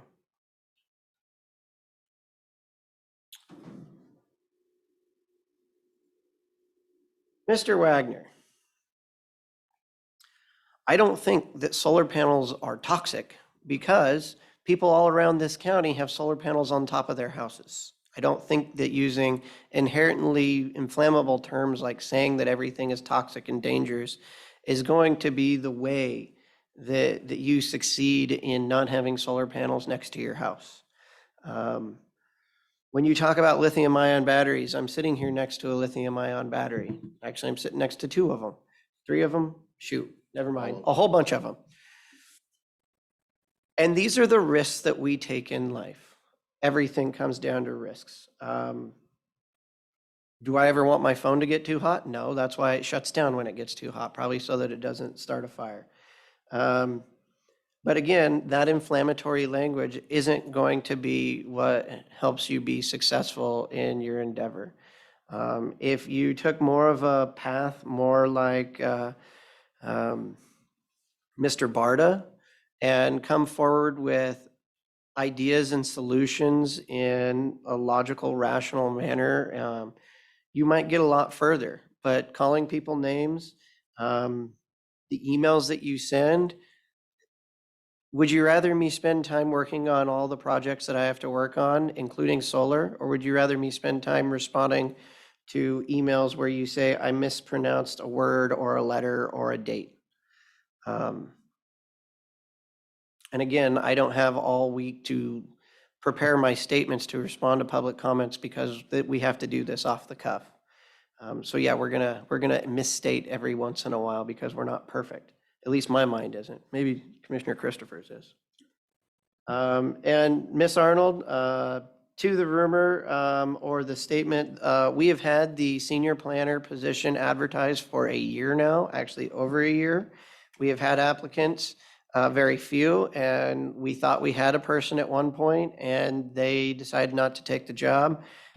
You're well aware that the senior planner was something that I brought forward that I thought was something that we have to have in order to move planning forward with the comprehensive plan and the other plans, knowing that the money was going to have to come from somewhere else. The planning department takes a lot of county dollars, and it doesn't bring a lot back. We are increasing the fees on planning. Hopefully that'll put a dent in some of that, but it's still not going to come close to paying for itself. With regards to though Commissioner Sauter, if I could do anything to get Commissioner Sauter to stay around, I would definitely do it because he's probably forgot more about planning in Klickitat County. He was here when planning was successful in Klickitat County, I think. Sadly, Me and Lewis and Clark. you're lucky county wasn't named after you there, dinosaur. I wish that he could stay, and I wish that, I hope that at one point we can use all that knowledge and information that he has. He is one commissioner and one person that I've always admired. So this Commissioner Christopher, on Dave Barta, I would echo my seatmate's statement that I appreciate and I applaud him being able to articulate what he is trying to get through in a clear, concise, non-name calling fashion. That shows poise and character to me. In whether I agree with him or disagree with him, I appreciate it, and it's a lot easier to listen when you're not being name called.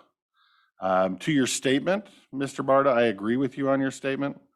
And on January 1st, there may or may not be a change in the 2-to-1 vote we currently have on the issue. Until then, we have a 2-to-1 vote on the issue. I think the rest of them were pretty well covered. Dell asked, do you ever think about the negative impacts every day, sir? To Mr. Wagner, I can't answer any of your questions because your questions are fundamentally inaccurate. To Ms. Pat, I agree with you on the long-range planner. It was my push to hire a consultant to get the job working. But the board has chosen to continue to look for the long-range planner, so that is where we are at currently, and I hope we get an applicant tomorrow that is qualified. That's all I have. Okay. Last chance. Okay. All right, with that, we are going to close public comment. And I would say thank you to all the citizens who commented today. As always, we respect all of your comments, and when you ask questions that we need to go search for, that's what we try to do. Okay, moving on. We have a public meeting to consider the boundary, consider approval of boundary line adjustment BLA 2022-09.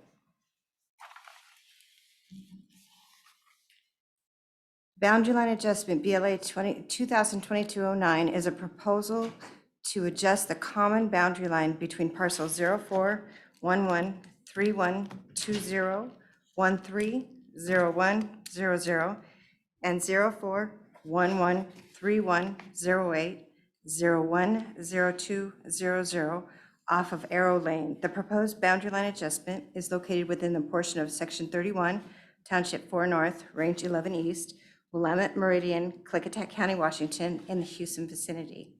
The administrative review of this boundary line adjustment has been completed. Signatures have been obtained from Road, Health, the Treasurers, and Planning Departments. All conditions attached to the preliminary approval have been met. If the board finds it in the public's interest to approve this boundary line adjustment, a motion will need to be granted for final approval of BLA 2022-09.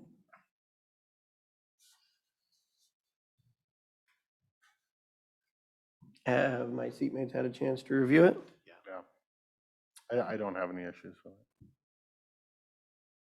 I'm assuming the primary purpose was that it was maybe close to encroachment, It was to fix the encroachment, yes. but it looks like. Pretty much right on the line. Yeah. They want to be able I to don't want run to the say weed eater. encroachment if I don't know, but Yes, you're correct. close. So, okay, no, I'm good if you're ready for a motion. It always kind of amazed me why, people would, I have 2 20-acre parcels. I would never think of building. Right on the line. Yeah, there's enough room there, just move it Well, around a little bit. You have to understand, this whole area, those boundary lines where the old markers were and everything, have been moved because of the section lines having to get split, and so they've moved quite a bit through that whole area. I and the figured whole it was, Houston vicinity. they couldn't find the stake. I like the house here. It's got the best view of the mountain. And then they found the stake a year later and went, whoops. So, Could be also. I don't not a think big there's a deal. view of It's the an mountain there. easy adjustment. I'm fine with it. No. I'd entertain a motion. Okay. Mr. Chairman, I make a motion to approve boundary line adjustment BLA 2022-09. This is between the applicant are Edward Tyson Cross, Jamie Polito, and Christine Douglas. My motion is to approve the boundary line adjustment. I would second that motion.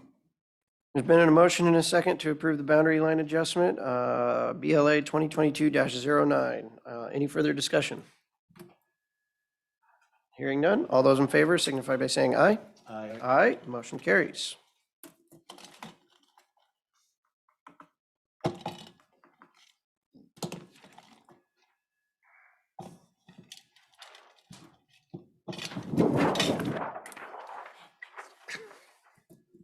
No, this is, I just have to, I have so many. Which is something, because there's really only 2 I use, this one and this one, those others.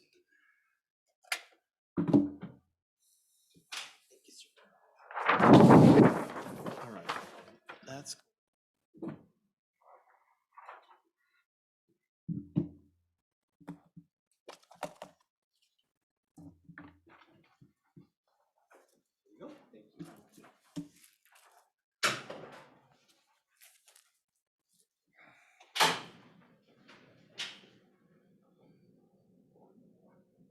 All right, shall we move on?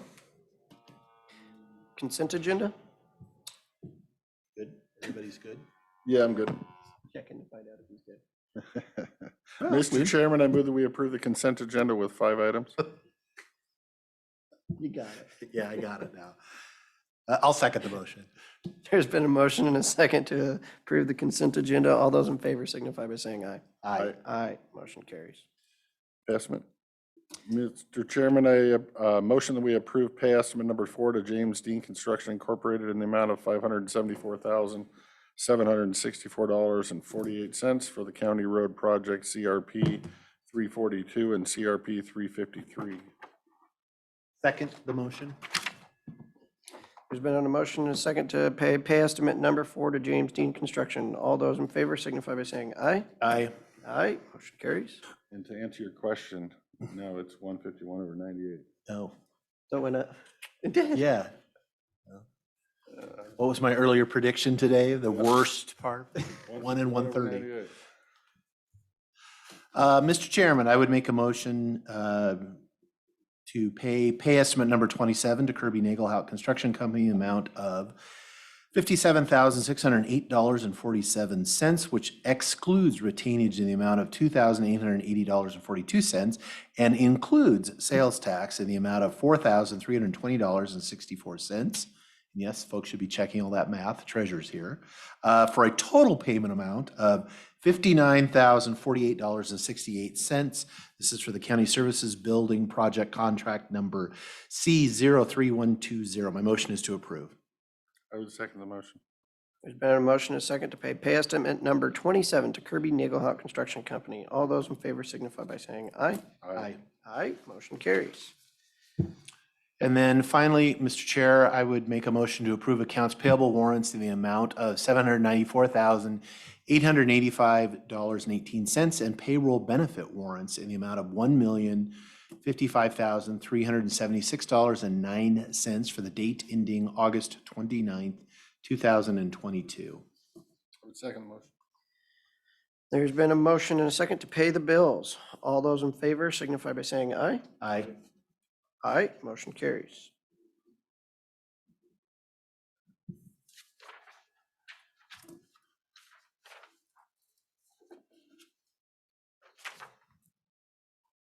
All right, next up, we have the new business, the Rural Arterial Program Grant Applications, final prospectus for replacement of the Trans Roads Bridge and the Sunnyside Road resurfacing project. I think we heard from Public Works this morning. Do you gentlemen have any issues with it? I do not. No. I hope we can get at least one of the projects.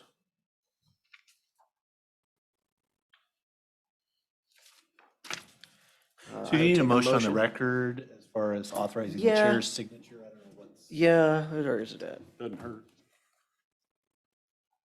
Yeah, there's the rural final prospectus.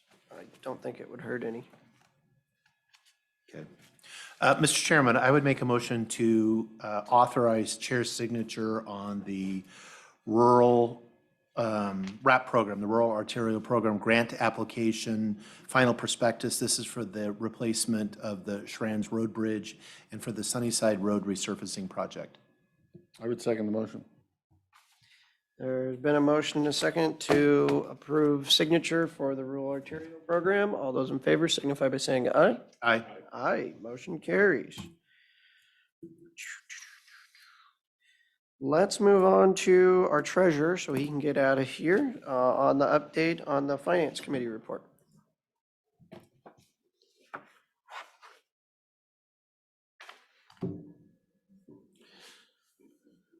Good afternoon. Good afternoon. So we had the Finance Committee last Friday. And during the Finance Committee, we had a discussion on several things. I'll go through a list of them. The first was we talked about the local excise tax dollars that were categorized from the first 3 months of the year for Fund 135 that need to be transferred.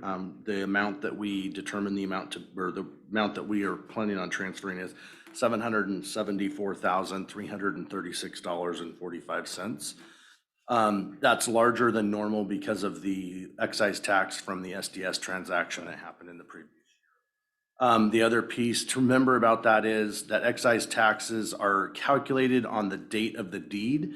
So like there was a lot of excise taxes still going to 135 in April because the deeds were dated for March. So that's how they calculate. So there are some fees that will, or some charges that will continue, and we maybe need to set up a discussion of how it's looked like it was like $60 for May and June. So that's a conversation that we need to kind of figure out, and I'll work that out with Jen as to how the best way is to handle that. But the majority of those are going to get transferred, and we plan to do the journal entry in August. We discussed code compliance benefits. It was brought up, I think Brenda brought it up, about where the benefits for the code compliance officer went. We had another discussion about it. Basically, the discussion was to leave it right where it is, which is in the building admin subdepartment. And Brenda was going to follow up with the building department official. We discussed, this e-signature, the auditor's office has continued to have short staff, so that will get kicked another month. So we'll talk about that in September. We had a discussion, like a budget recap, I guess you would say. We just talked about the budget workshops that began the Thursday before we met. One of the things that was discussed, which I do have an answer, so everybody, we can make sure that we are all, went back and looked. Yes, I did overstate my debt budget by $535,000, so there is a positive. Good job. I'm sorry. I've never been happier. I know. I calculated, you have to. I want to remind everybody, who saw that?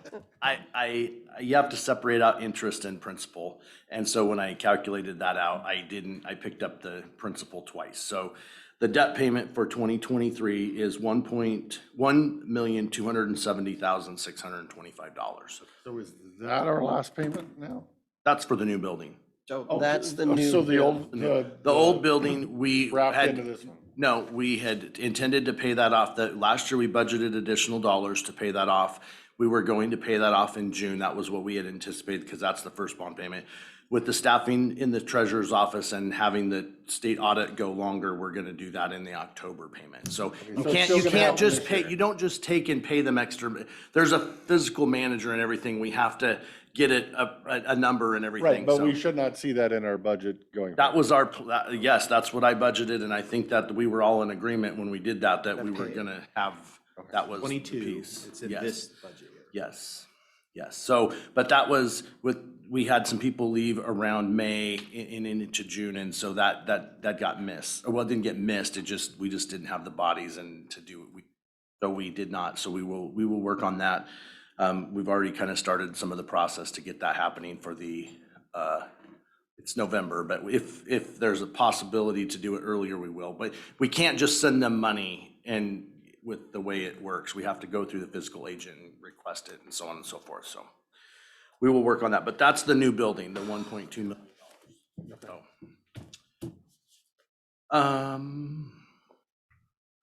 and then we had a discussion about Dallasport Water. Jake kind of gave us some overview of kind of some of the capital projects that were out there and some of the things and where the system was at and kind of trying to raise the rates and just kind of updated us on some of the questions that we've talked about. So, so that was another kind of budget discussion that we had kind of covered just to kind of get our mindset back on there. Cause I know we talked about it probably 2 or 3 months ago. And so we kind of went back through that.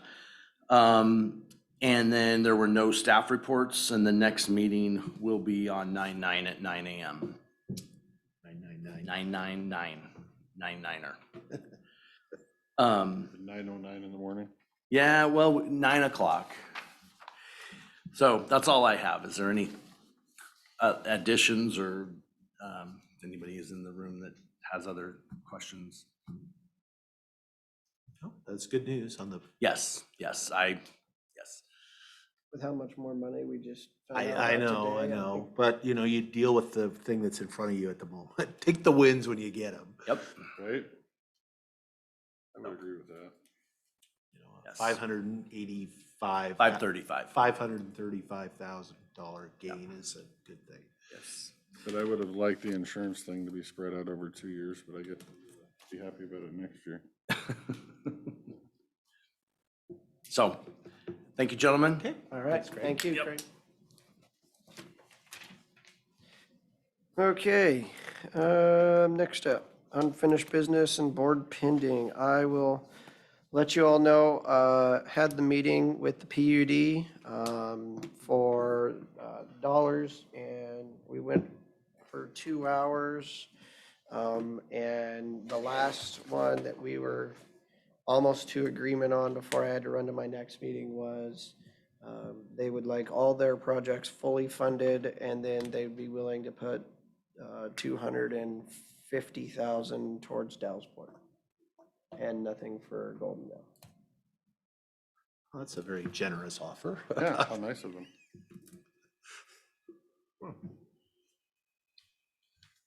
So Okay. we didn't make the agreement. I wanted it, and then I had to get to my next meeting, but then I figured, well, I'll just talk to you guys today about it and see what your feelings are.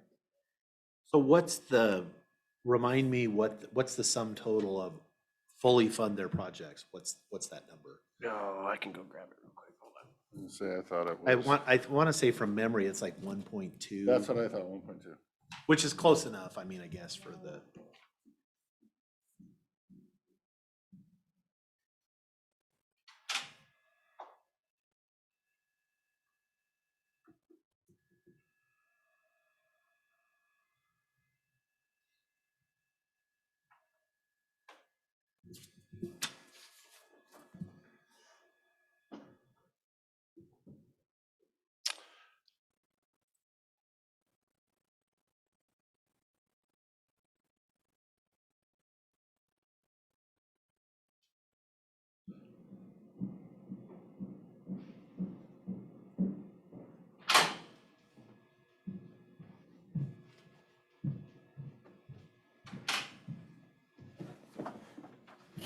And they were pretty serious that they didn't want to see any projects coming from municipalities because they have more people and more ability to come up with dollars.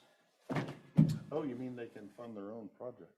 Yeah, that was I kind love of that argument, Okay. going forward anyway. okay, the whole thing together, ending fund cash balance will be 1.42. If everything was done, it was 1580 minus 250. About 1.2.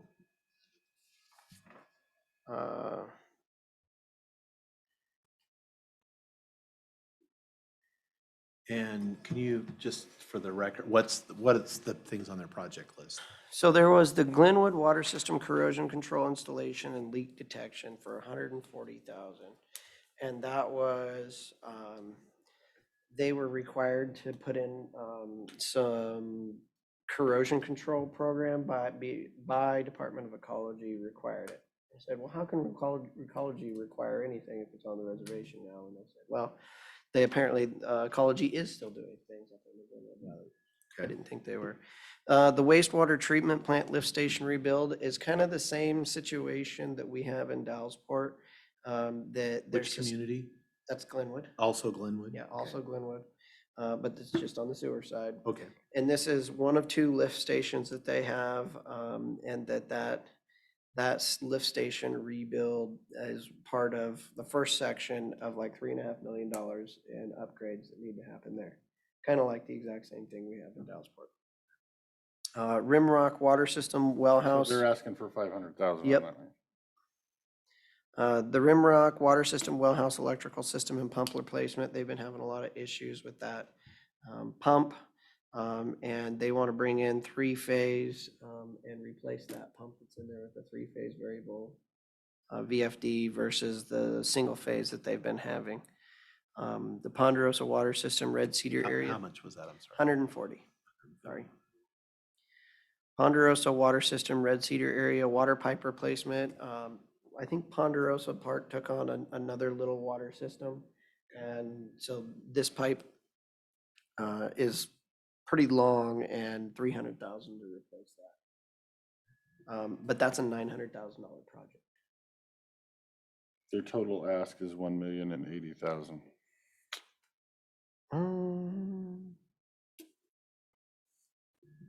Yes. Golden Dale wastewater treatment plant is ours and Dallasport is ours, both of those for 250. And so the Glenwood plant, of that 500, it's really $1 million project, so it's 50%. The Glenwood water system corrosion control was 187,000. The work has already taken place, but what they've done is they've taken all the money out of that entire program. And then the Rimrock well house, I think that's the total cost. And so I went in with the statement, what sounds fair is everybody should bring a 50% match. And so that would take the water control lifts thing down to 90,000 was my plan. Glenwood at 500, Rimrock at 70. And then ours at 300 because we have on, which is another weird thing. You know, this $590,000 project that we have for Dallasport in our budget, the PUD had that project happening out in 2024. I said, well, that doesn't make any sense that our, you know, our big sheets that we took down to Dallasport were different. And I don't know if he had just an older version or something. Well, it's a good thing it wasn't 23 or there wouldn't be any money left in 2020. It's still my opinion that the fund is designed to be shared. I think if they have a problem with Goldendale, that's fine, and I can fully understand their argument of it's a municipality, they can come up with their own funds or raise their own taxes. So I would agree, and I would say that we need to ask for the Dallasport project to be fully funded. Fully funded. So 587. 580,000. And then they can pick and choose what they want for their half. So I'm curious because I assume we all got the same from Jen. This is the distress sales tax. Oh, yeah, it's on my desk. And it's, you know, current fund balance is 2.8 million in that. $0.09. These are, Aren't they? these are, oh, no, oh, okay, never We're mind. talking about. Had this all worked out, like doing all my calculations. Yeah, I did. Sorry, never mind. Yes. Landfill gas is what we're talking about. Yes, we're talking about landfill. We gas. have 1.359. It's like, what's the problem? We're good. We're gold. These are all Yeah, good budget projects. in the other budget. Yeah, it's the money's in the wrong fund, We'll so. have 1.421 Yeah, by the okay. end of the year. Are they planning on completing these projects this year? Or will they be getting the approval for these projects this year and be actually working on them next year? I don't know if anybody's gonna complete any projects between now and the end of the year. So they're mainly, this is for next year. I'm just curious if they're getting approval for 4 projects, are they gonna do them all at one time, or are they gonna drag that out over 4 years? So that they don't have to come back and ask again next year for something else? Why are they asking for so many all at one time? Because if you look at the sheet of asks, there's never been so many asks in 1 year. Granted, there was a couple of years of COVID where nobody had an ask, so maybe that's what backed them up. And, you know, I asked the question, I said, well, if we have 2 wastewater treatment plant projects that are about the same, you know, why would we, because they didn't want to fund Dallasport to begin with. Of course they don't, because they're used to getting it all. Why would we, and I said, you know, what's the difference? Both of them have $3 million of work to do. Why wouldn't we fund them both? And he had a good statement, and that was that Glenwood built their wastewater treatment plant themselves. The county didn't spend 20 million building it for them. And so the people at Dallasport have already got a hefty subsidy when it comes to that.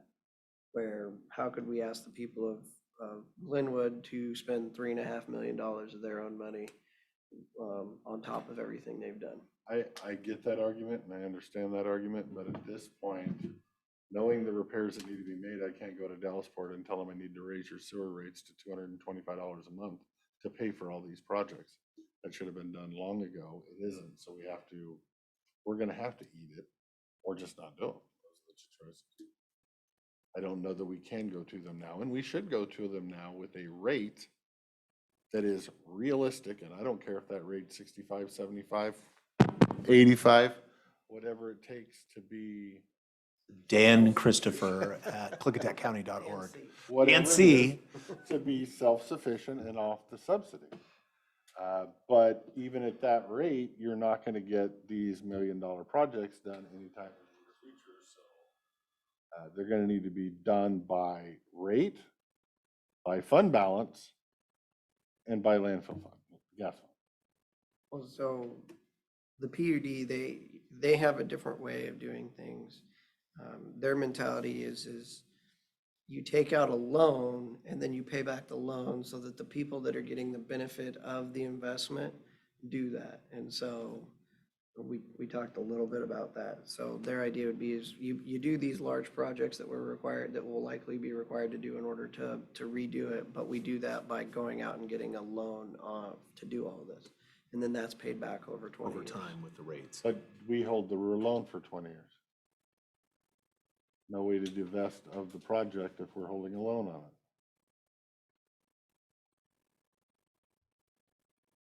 Unless somebody's willing to take it with the said loan I and. don't know that the loan would let you sell it. Yeah, that's a when good, you have that's a loan good on it. point. So not that I'm opposed to the idea, if the fact is you're keeping the thing for that long. And again, I would argue if you're taking out the loan over 20 years to pay for these projects, are you just paying for the near-term projects or the ones that are gonna be needed in 5 years? What if there's development in 10 years?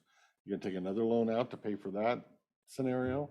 And in the end, because of the low rates they've been paying, what would their rates have to currently be to pay for all those projects?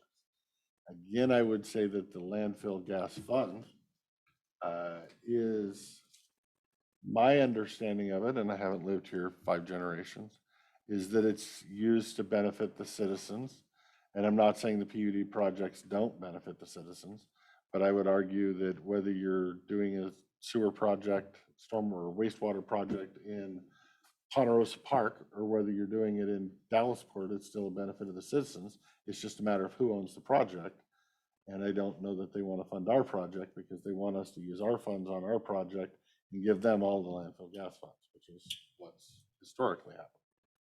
You have to understand that all these projects, all these systems that they've taken over aren't the PUDs, they're enterprise funds in essence. You know, the PUD can't shift money into them. They have to be self-sustaining. Just like the PUD doesn't want to do the cities or whatnot because have their own way of generating revenue, the PUD also has its own way of generating revenue for these projects. If they wanted to raise the rates on those ratepayers to pay for their projects and not be subsidized. They don't want us to be subsidized, but they continue to want to be subsidized, and I kind of find that as a double standard. And the other good point that they made on Dallasport is that they think that we could do the Dallasport projects and raise the rates there, and then they would be more in line with the rates that everybody else pays currently. Because if you ask Glenwood to pay the $3.5 million, they already have a high sewer rate already. And so their rates are gonna go up even more. And so that's their rationale is the goal is to try to keep rates as close as you can to equal amongst all the different systems. I'm not arguing against that, if possible, yes. But I would say that we might be able to adjust the rates in Dallasport and put funds away and come up with future revenues to pay off future upgrades down there. But the ones that are needed in the next couple of years are not going to be funded out of rate increases. You're just not going to get the money. in time to pay for those projects. So it Unless you take becomes- out loans. it comes down to loans that then you're either gonna charge their rates even more to pay back their own loans, or you're gonna be using funding like the landfill gas fund, which is what I would think it was created for. The county, I don't know this, I'm speculating that the county maybe hasn't asked for use of it before because they've had funds. So let's go ahead and let PUD use them and help keep rates low, and that's fine, I totally get that. But this is a new era. This is the county doesn't have funds. This is if I gotta come up with $300,000 to help fund that, now I gotta start looking at where am I cutting 300,000 from last year's budget. Even at status quo, that's 300,000 that wasn't accounted for last year. So now I've gotta look at positions or people or something of that nature, or vehicles or something, to come up with a 300,000 half of Dallasport. And More like 330,000. I don't get it. Yeah, I so would, if that was their ultimate final straw, I would say, all right, well, come back to us next year and we'll have the same talk. I mean, it's a negotiation. I tried to get it bumped up to 300. I said, look, we'll walk away from the Goldendale one, but I think that, it should at least be 50%. So it'd be 290,000. And he said, nope, I'm not going any higher than what's in your application. I won't sign off on anything less than half.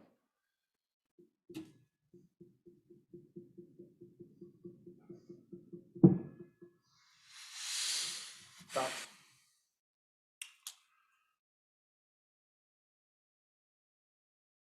I guess first off, every one of these projects that they're proposing are good projects that they are appropriate uses of the dollars. It's just a question of how do we equitably, there's never enough resources for the need. That's the bottom line. And so what is a reasonable,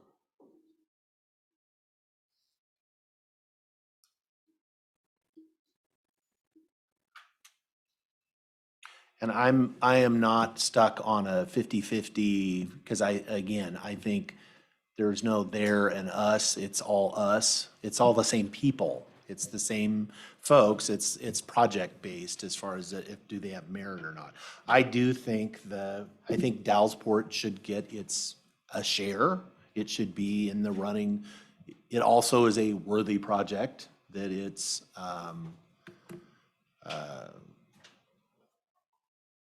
that I'm not stuck on the 50%. Well, and I guess I would say that I would like to see 50%, but if it's a move towards 50% in future years, that's fine with me too. I don't like using all of the fund balance, which is kind of what it seems like they're doing this year with their request. So the current fund again, tell me again, since I had worked all of my stuff on the wrong fund. So by the end of this Getting year, senile. by the end of this year, the fund balance will be 1.421560.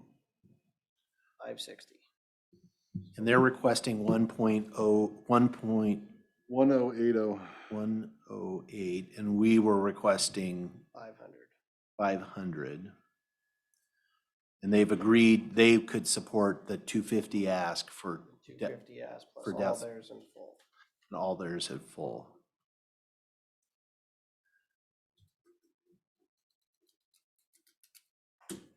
Which is 1.33. That's 142, and there is 250,000 flows into the fund every year.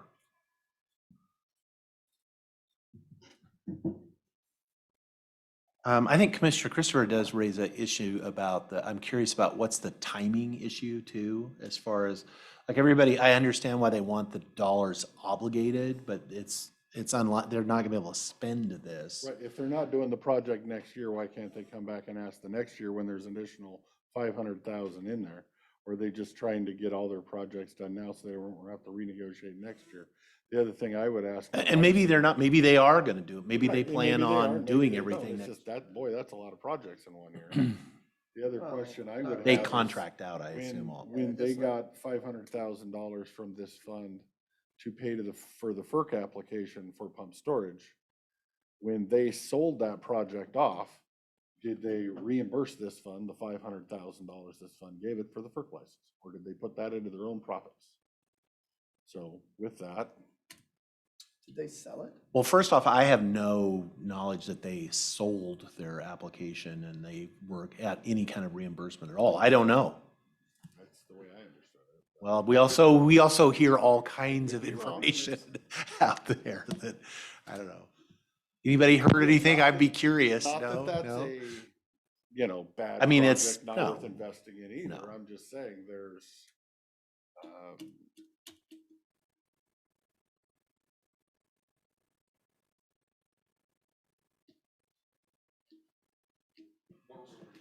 More rumors. You're making them right now, so it's, Good thing, whatever's said in the back of the room still. yeah, comes it up. is actually up there, I might so. not be able to hear it, but the computer can. I can read it. I couldn't hear the audience at all when I was on the Zoom. All you have to do is read it. Oh, well, that's true. I didn't have my teleprompter on. So it was pretty much, give us everything we want and we'll agree to the one Dallasport project. And when I said 50%, I meant like 50% of each project. Right. A 50% match on the projects. Right. I guess my new argument would be give us the Dallasport project fully funded and you can have the rest of the fund balance. May not pay for every project you have. You might have to push one of those smaller projects to next year. And then get the funding next year for it. But I do not want to try to come up with $300,000 out of county budget to help fund the Dallasport project.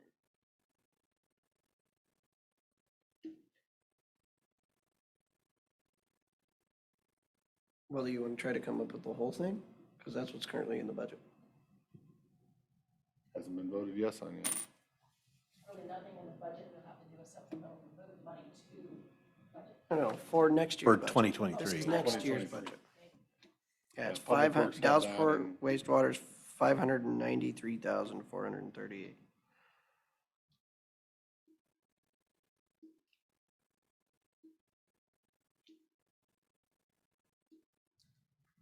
I mean, we did just save 500,000 on the landfill request.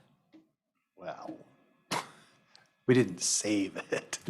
Yeah, but From the budget, it was presented. Yes, as presented, it's you can true. also go back through the landfill gas fund for the last 10 years and say how much of it's been appropriated to one side to how much has been to the other side.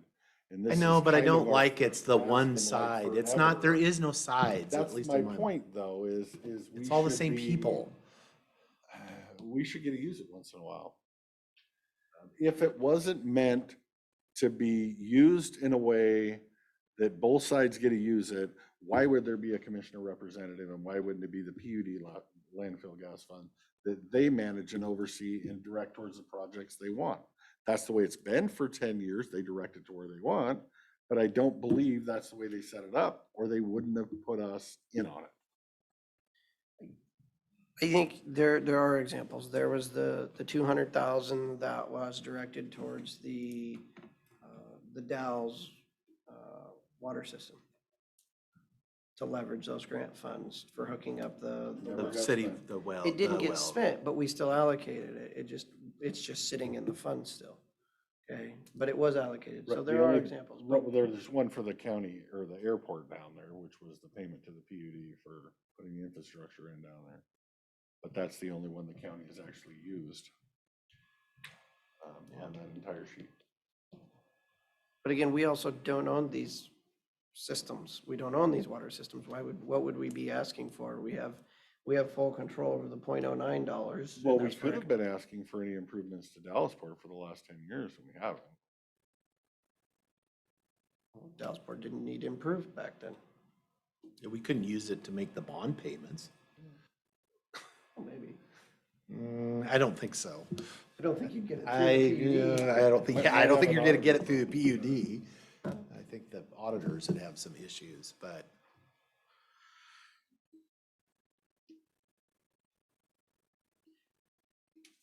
I mean,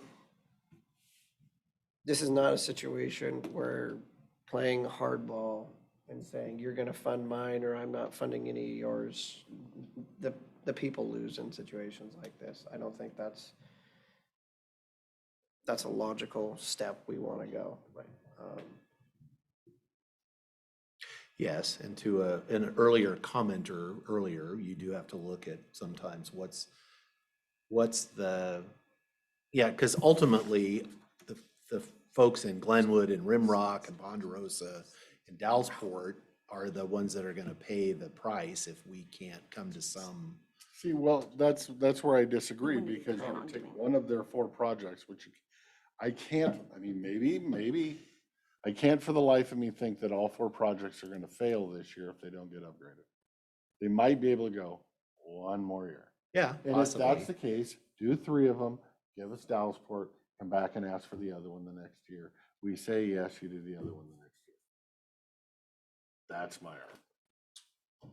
I'm not saying that the Dallasport people are better than the Ponderosa people or Glenwood people, and not that they're all deserve to be treated equally.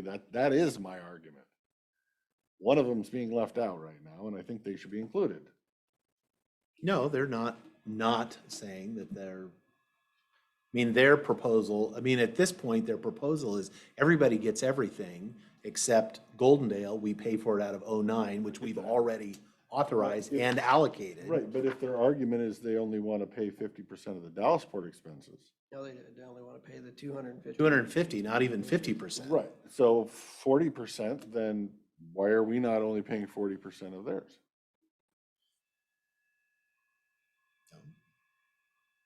That's my fair and equitable argument. So the other thing that they said is, these are the projects that they picked that they felt had the highest need for the users of where they're at. They said there's lots of other projects. Right, there's always Lots and stuff. lots of other projects, but these are the ones that are at the very top of the highest need. If Glenwood Water System doesn't get their cash, they are potentially $20,000 in the hole for having cash available balance at the end of the year. They just won't have the money.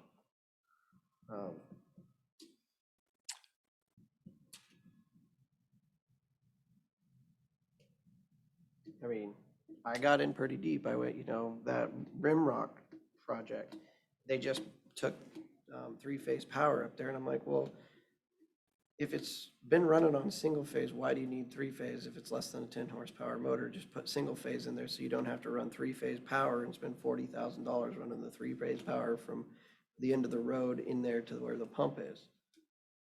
Just do it in a single phase variable frequency drive and it'll save you a bunch of money. But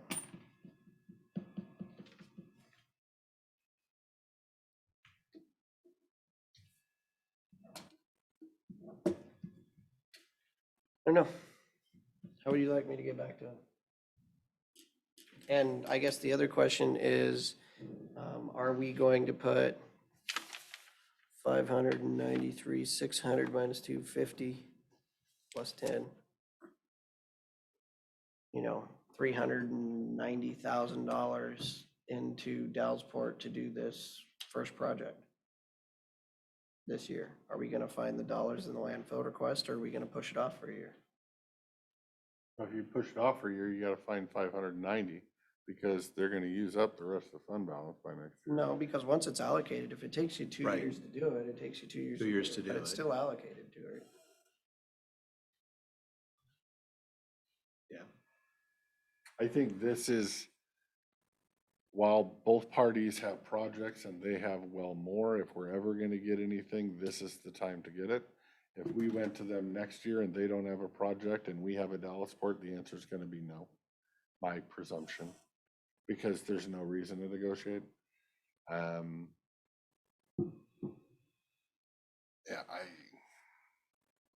no, we are not gonna find the remaining balance to, unless you wanna lay some people off.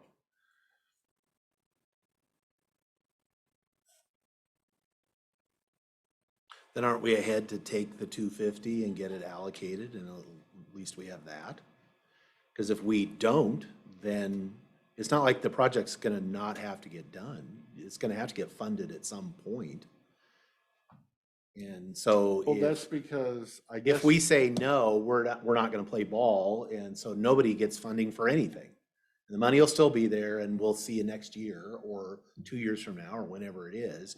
Meanwhile, stuff just gets more expensive. Right, you're just assuming that they're not going to negotiate. That they're not going to say, okay, This isn't a fine. poker game. This is infrastructure for our people. I don't care if it's, the PUD gets one over on us. Who gives a shit? I don't. Yeah, it's Dave S. at klickitatcounty.org. And you know who I'm talking to. It is, there's nothing wrong with these projects. They're good projects. I'm not saying there is. There isn't anything, I think there is a difference between Dowsport and these other systems. These are standalone systems. They are not, and they're enterprise funds, and they have the same restrictions on their ability to raise their rates to finance these improvements. They're gonna have to come to this fund. I'm not saying we shouldn't come to the fund. We are. It's like, but I think we can share, meaning I would rather we were somewhere around the 50% as far as of the project. Our project's 593, they're offering 250. I think maybe that's the thing I would be okay. Go back and say, we're almost there, but I think we gotta get, our thing is 593 and we want half of it is what we think is a fair, so whatever that is, 280, 285. And, we're good. There's enough funding. It depletes the fund down, but it's also by the end of next year, there's another $250,000 into the fund. Here's a question.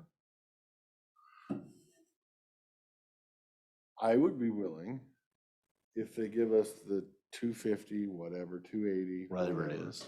That half or whatever you're Right. talking about.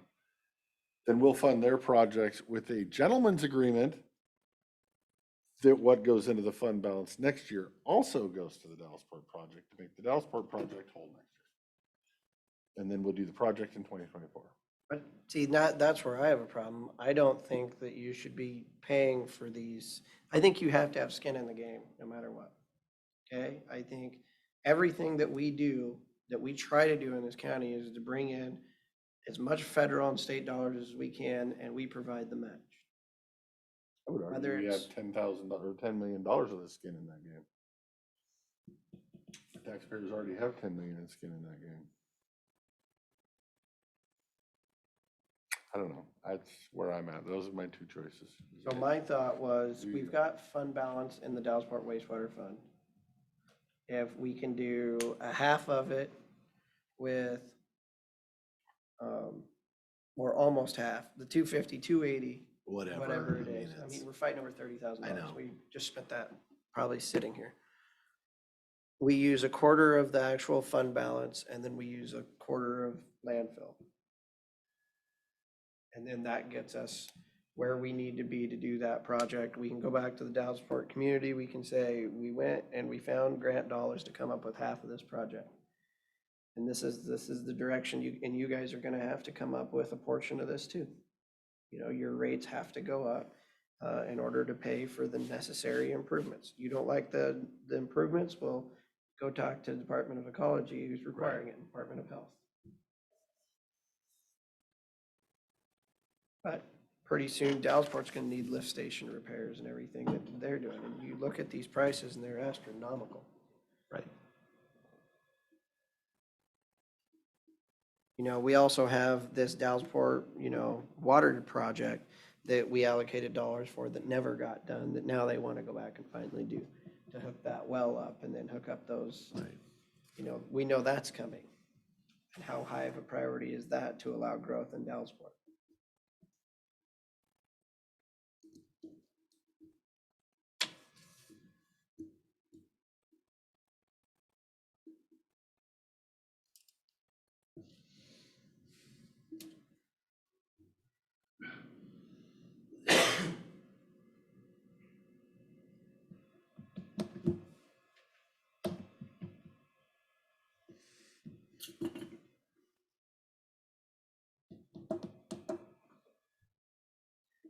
mean, is that something you guys can get behind if we use, you know, a quarter of it for landfill dollars and the fund itself has to come up with some money? Because I can't remember, I thought there was 300,000 or something. Yeah, I think there is some fund balance in there that is available, if I'm remembering correctly. Are no Has landfill accumulated. funds, so What's that? I said there are no landfill. Comes out of the landfill request.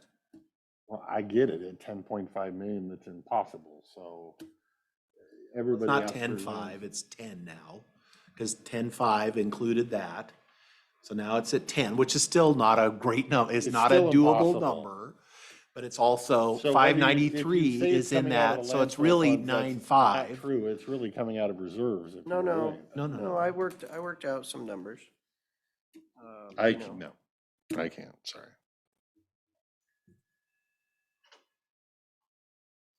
Because we just got the 358 from public health is out. So now we're down from 10. How was the 358 from public Yeah. health out?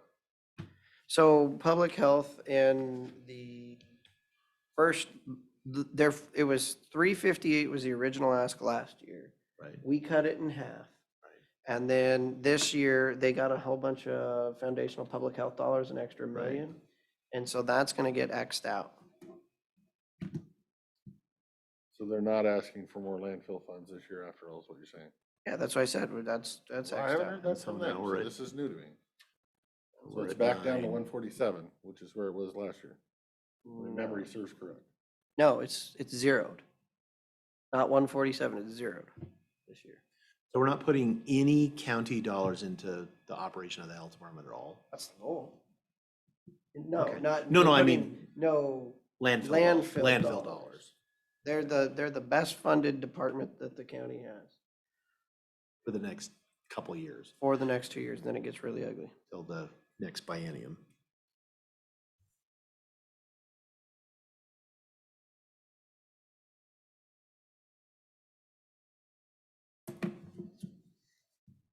Okay, minus.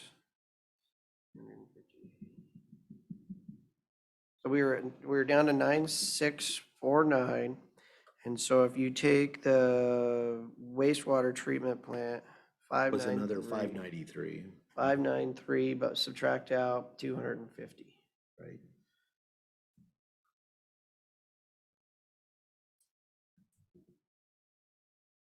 Minus. Oh, I just got a minus 250. That takes us to 9399. Fund balance in Dallasport wastewater was what, 3 something? Something, not sure. I guess the Oh, question wait a would be, is second. there? No, I did that wrong. My bad. Is there, so if we split those, is there $150,000 of available fund Right. balance beyond cash flow? And because the fund has accumulated some, like it's not turning a profit, it's because we've been paying the capital. So it's like, oh yeah, my savings are going up, but mom and dad are making house payment.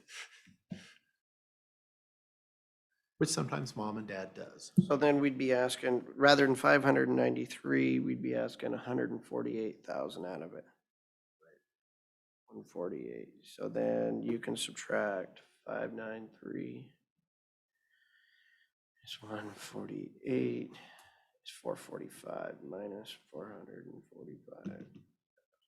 We'd be at 9204 Yeah. if we did that. So we'd be paying a quarter of this project out of the landfill. Almost half of it comes from the gas Landfill gas funds. fund. And then we use available fund balance in there to come up with it. And then the people's rates are gonna have to go up. Which, And that sounds like a great argument. But because you're taking money out of there, there's less chance you can take money out of there to pay for COLAs. pay for what? Pay To for pay what? for any COLAs you do. You're gonna have to come up with the money. If you end up doing COLAs, you're gonna have to find the money somewhere. And you kind of just spending it on the wastewater plant, which means you can't spend it on COLA. So the money's all the money. It all comes out of the same pool, you might as well say. Yes, ma'am. I wanted to remind the board, we do have the flood control. There's not a whole lot in there, but There's about 100, 140-ish. yeah, 140-ish. It's non-discretionary dollars. I ain't spending on Does anything. not sound like we're gonna actually get any more No. dollars into it. I mean, the leases have pretty much gone away. Well, I figured for flood control, the next flood we have and what it does to our roads up in Trout Lake is probably gonna be where that goes. Well, it could. I mean, they call it flood control and it doesn't have anything to do with flood. It is money that we get for flooded lands on the Oh, it's Columbia. flooded lands on the Columbia. Columbia. It's Oh. like a payment in lieu of taxes. It's a PILT. So, but they haven't hardly paid anything. I don't know. There's as much flooded lands as there ever were. I don't know. I don't know, Trout Lake could flood again. Yeah. Glenwood Valley could flood again. Lease payments, whoever leasing, I don't know how that. How it all works, but we get a share of that. But it's not much. That would get rid of my indigestion about the landfill fund dollars. That's I only still 100 and have to something see PUD come up in there 250. I'm appalled at that number. Well, that's what we asked. We asked for Well, 250. that's not what I asked. That's what the chairman asked. I asked for the full fund and for Coldendale to be funded by $09. Right, but we'd That was already not the board discussion. submitted those in. You're the one who asked for Goldendale to be submitted in the first place. That's before I came up with the idea to fund this one. That's so we at least had a project to submit. Yeah. I'm good. I'm good with that approach. Yeah. So you want me to shoot for the 290 or the 250? Well, I mean, you can ask. I mean, you can do it. It's not, again, I want these things built. They need to get done. And I think Dallasport needs to get done in 23 because the 593 in 2024 will be $750. Well, hopefully prices come down. 'Cause Well, we're seeing 40% escalation right now. Yeah. That can't. I mean, it is sustain itself. possible that maybe we'll see that it will actually have money to save. Yeah, I agree. Yeah, it pretty much only goes one way. The best we can hope No. for is that it In just is. 2008, There was, we 2009, did. there That was is a- true. You We know, did. we've done a lot of road. Built a lot of roads because they were so it was so cheap. cheap. That's what I think is gonna Okay. happen too, so. Like you It may remember, not be 2023, it might be 2024. not only was roads cheap, but when fuel prices go down, you can get a lot more asphalt done. Yeah. Lower bids because they're. Because they're competing. hungry. They're competing again. I mean, some of these guys. Yeah, I would is- say my advice to the chair is I will defer to the chair, but I would I would go back and say, we'll agree to fund all of your projects, but we want 50% of the Dallasport, so whatever that number is, 280, or we'll see a year from now. And prices will be cheaper. I You're don't gonna think save all this It's money. not gonna be a year from now, they would go back and meet again in 3 weeks and. Okay, well, I wanted to have the conversation with you gentlemen because, I know I walked in hoping for 450 is what I had sitting on my thing. Right, and that's Well, kind of I had my funded, argument. I had allocated everything, but all out of ODOT. We Out of asked the for wrong fund. 450 or 500 or whatever, and we're getting cut in So half. and my they're notes being are fully funded. worthless. Yeah. Okay, anything else on board pending? Yeah. Yes, sir. Multiple things. Superior Court litigators. Do we want to take a 10-minute recess, 5-minute recess? Do you need one? Yeah, I Fine could. with me. Okay. Yeah, if you don't mind. You're the chair. All right, well, I would take a motion to recess for 10 minutes. So moved. Second. There's been a motion, Aye. a second to recess for 10 minutes. We will be back.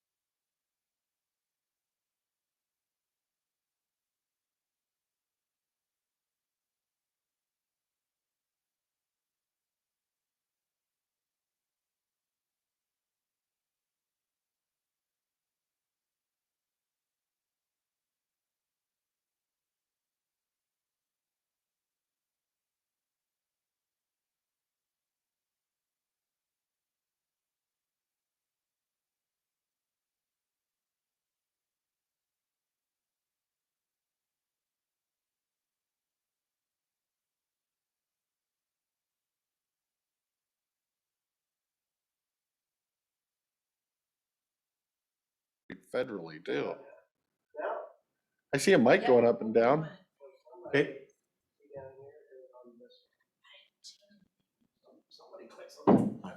Clickety Oh, I clickers. see it coming up now. All right, sorry, Dan. You All were right, saying? so I'm assuming nobody heard any part of my story.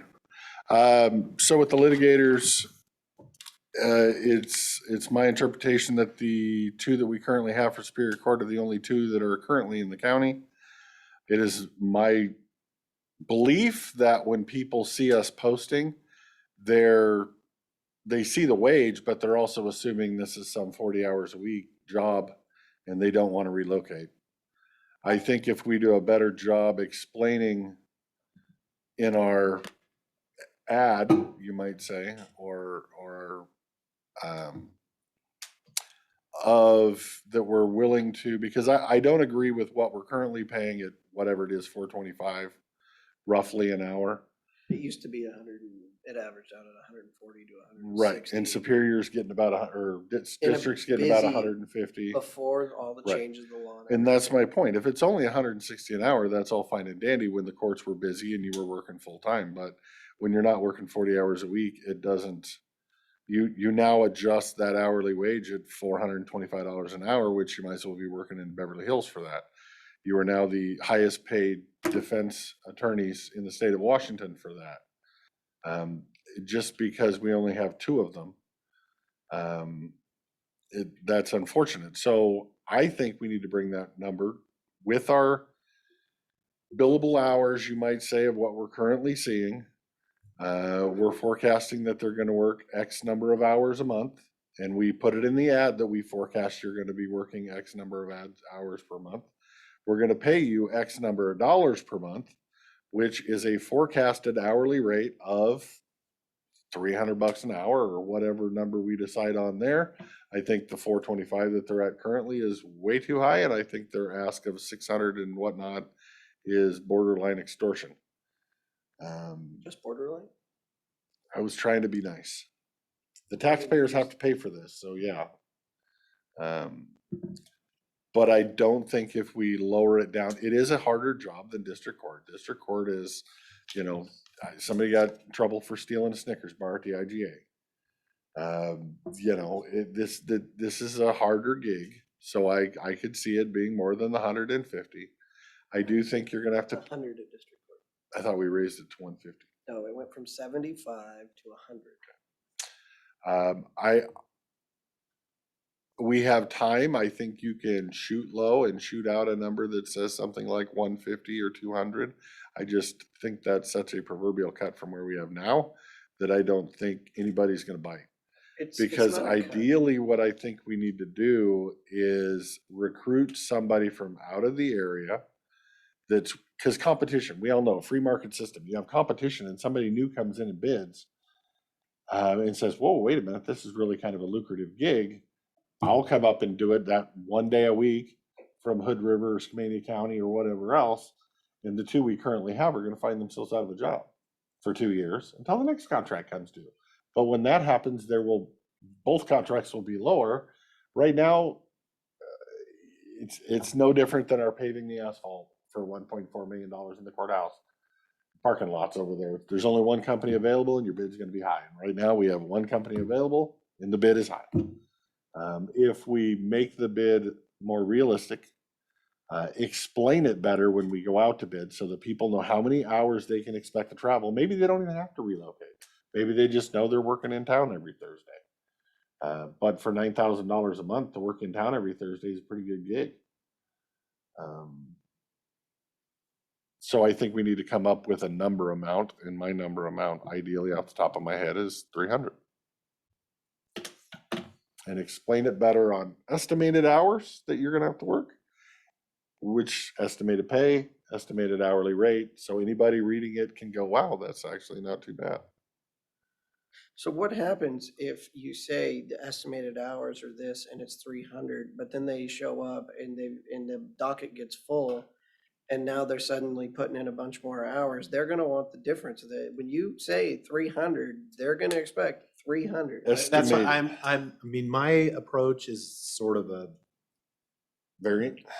Well, no, it's the same idea, except I would let people do their own calculations as far as it is basically $300. I mean, they're getting paid right now about $450 an hour. It's a set contract. It's a dollar figure. Right. And then somehow we have, so what I would suggest we do is we fly it, meaning we advertise it. We don't ask for a number. We say, here's what we're willing to pay total. Here's the hours worked over the last 2 years. Right. Do your own math. Do your own math. They're getting about $450, and it's, so the current contract is $216,000 for an annual contract that happens to work out to be about $450 an hour. Are you, So I would say pick the number. but you're not advocating for the 216 or whatever? No, I would go lower because I think it's too high. Right, I think it's too high. I think $450 an hour is ludicrous.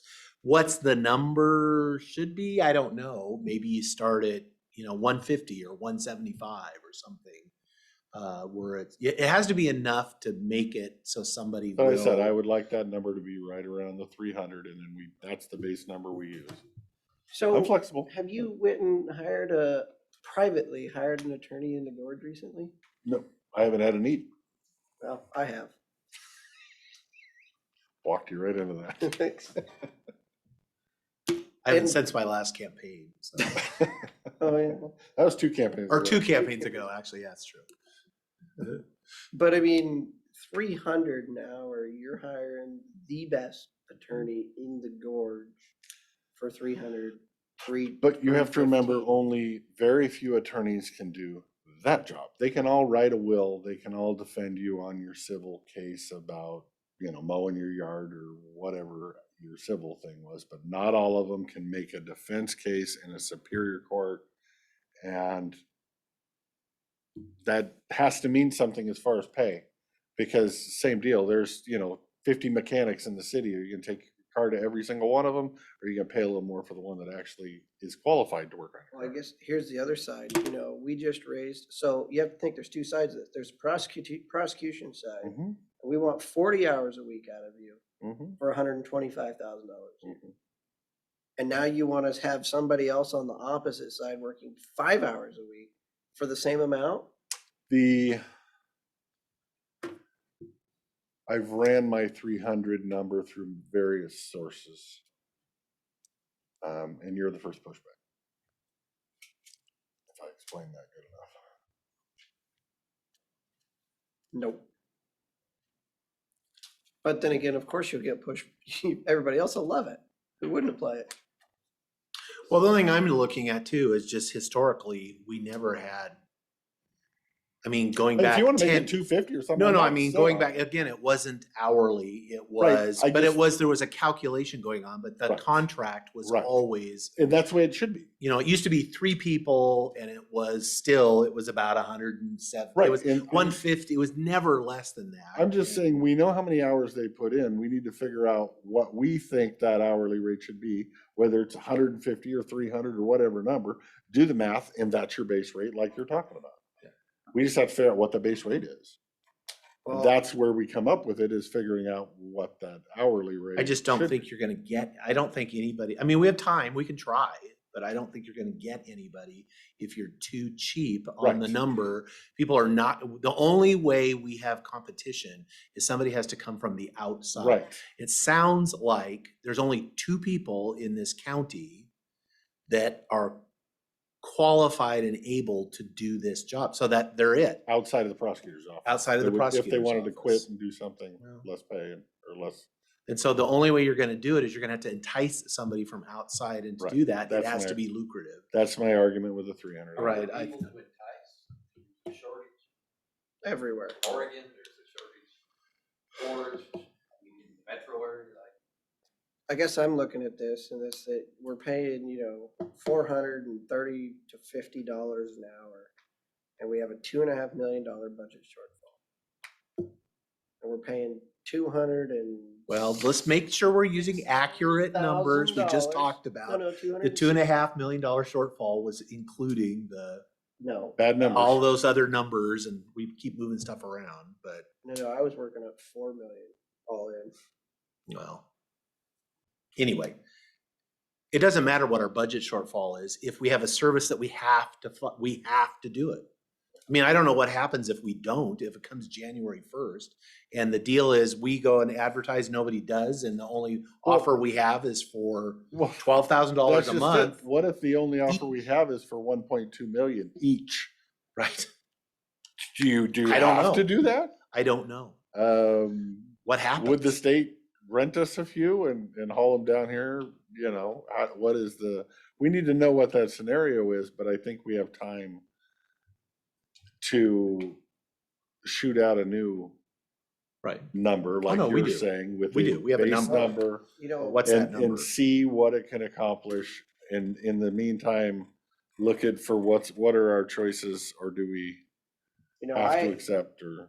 I asked, the last time, I said, do we want to try to negotiate with these people first? And the answer was, no, this is extortion. We're just gonna say no to it. So I'd hate to run the same thing again, expecting a different result unless you're willing to say, based on the numbers, this is what we're willing to pay. And you could put it with here's our low end estimate. It's by hour. Here's the low end of what we think you might do, and here's the high end. If you're bumping these numbers, this is the situation. Well, I think if you give them a low end and a high end, they're gonna, I was gonna say the two are gonna come in at the high end, but somebody else may come in just a smidge less. But I don't know. But if you go back and say you ran it, if you say you're running it for 300 an hour, and we have a year like 2018, you wouldn't be into this $200,000. You'd be into this $500,000. Well, that's why it's That's what not, I said, I'm I'm not, not doing it's a it per flat, hour. it's a flat, Right, that's the right. only thing I'm interested in. Correct. Because I want a number, and if it works out, if they're super efficient and there's nothing going on in the court and they make $300 an hour or $400 an hour, I don't care. Because they could have also have been where they're slammed and now they're making $100 an hour. Right. It's a flat, I want to know what the number is. Right, and I'm the Not that I same don't way, care what they earn. but I Well, wanna, do I wanna per base hour. the number. The number on what's a reasonable expectation for how many hours you're gonna have to work? Right. Is it That reasonable? we think based on the last 2 years, The last which is 2 the only years. data we can Right. use. We don't know. I think, 5 hours a week is, I think that's an anomaly. I can't imagine that you can, I know that's what the numbers show. That's what's there, but I keep thinking something's not getting done. Well, I have every expectation that, that you should at least put in 10 hours a week towards this job. Not something we have any control over. How No, many we hours don't. we- And again, it is what it is. It's, what if they're only working 1 hour a Right, week? but And I it's guess, like, well, now I they're guess you earning would have to also $4,000 say an hour. that with the two attorneys that are currently under contract, if they don't get this contract, they're unemployed. There's not really a side job there. Yeah, they have some stuff. I think. Not enough not to the feed not the the, bread and butter. Right. Stuff. This is definitely the bread and butter. correct. So, yeah, I definitely can't sign on what they gave, so I just. So how do you want to run it? You want to run the same contract? Because it sounds like, Dave, you're saying you want the same thing. You just want a better price, which. More explanation. Yeah, I want to advertise the number because how we've done it in the past is we didn't publish a number. Or how many We hours said that's worth. we need services, send us your proposal. And they're And their assuming 40 proposal hours a was week? $216,000. Yep. And we're like, okay, oh, that's terrible, but we And got I- one bid. I think the Skamania or Hood River County people look at that and go, I can't work 40 hours a week. I got a side gig. Right. So I think if you advertise it saying that we expect or forecast or Or past the past history 2 or years, or have these are the shown number of that it's hours. 10 hours a week and we're willing to pay 6,000 a month or whatever Right. number you Yeah, come maybe up make with. it per month, whatever it is, right? It can be a yearly, it can be whatever, but just so the math works out, Right. it a yearly or monthly, so they can figure out I don't know. the I'd be paper hour fine. by themselves. I'd be fine running it for $183,000 total. What is that? That's 0.85, so that's 15% off because I'm looking, everybody has to save at least 10% in order to balance this budget. Okay, I'm sorry, I Random. look at the top down. okay. Try to keep it fair along. Okay. I can, Nope, what try. does that chew on per hour? That probably only gets. I- us All in the- depends on the number of hours. Well, I was I'm gonna looking go at- with, Here's what my opening number was 175 total for the contract. For the You say, you're both right in the ballpark I am. so 180, I what'd you could say, 180? 183. Okay, that's a meet in the random middle, 180. number. That Meet would in keep the them middle. guessing No, no, as far as like, I took it at 15% off the current rate. The current rate. 216,000. okay.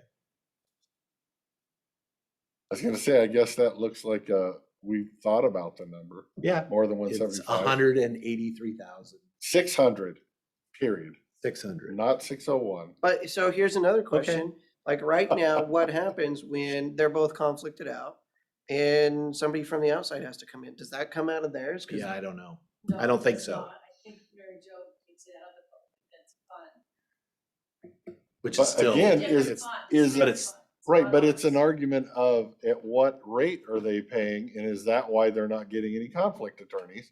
Because they're only paying at $100 an hour. You I don't know, know what Mary Jo pays. right, that's a whole nother argument. I don't know, whoever that guy emailed it, I looked at that email and I was like, hey, does he want the job of setting all of our court people and all that? Okay. You're running that one to bed, right? When we, No, he's got his job now. when we have to start setting court people, is that only for Superior or is that districts as well? It comes over here. As far as I know. All of it's it? just- It's just Superior. Right, which I'm saying shouldn't be much workload. Is If it was districts too, it would be a lot of workload. If it's just Superior, I don't know. based on how many hours we're working at on that sheet, All I know is that we have to come up with savings everywhere we can or the ship is gonna sink. Right. And saying 300 an hour is a good way to sink the ship. so I don't know what math that works out to. You're 183, whatever. but- I don't know. I'm fine with the approach. Again, I'm more worried about the bottom line. Right. As far as if it's 216 now, it should be something less than that. is- Right, well, and I also wanted, I think it's very important for the competition, the hope of competition There's no competition. That's how you started this conversation. in other counties. That if they have a guesstimate on how many hours are worked, and then that number, both of them need to be there. Because if you just have that number, they're gonna think it's a 40-hour week job. Right. Which comes in No, a it needs to whole be lot part of the less. ad needs to be, here's the Last number, the last 2 years, here's the number. Here's the hours worked in Hours 2020, 19 if you got them. Right. 2020, every year we got, give them 4 Okay, years. I for would us. say don't really- an amount less than 183,600. Okay. Well, I like a kind of random number. I was 'cause gonna say, I think it does it's make it seem like there was some calculation. some to it, mythology or. which is whatever. 15% off the current contract. Not an additional 33% more. Right. I don't know. We gave them a shot across the bow. We'll see how they handle it. They can respond or not. So anyway, that's what I had on that one. Okay, next. Updating the burn ban board ordinance, our clerk came up with some new language that she emailed out. What I would like to see in that language is exceptions, because we still don't have barbecues in there. That was the main point of, back when I was sitting in the audience, of updating that burn ban ordinance, was barbecues. And to me, I want to see barbecues and pizza ovens exempt, so that we don't have to do a variance every year, because after that, I'm gonna be a no on variances for everything. But couldn't you take care of that in the burn ban language itself? Correct, well, maybe, But we that's gotta what I'm wait saying, for and you that burn ban update for ordinance. once. What's that? I mean, what Because about, I think you're gonna see a whole ton of, I need a variance because of my religious belief, or I need a variance because I'm atheist, or I need a variance for this, and I don't wanna be giving some people exceptions or allowances Okay. to break laws that other people can't have.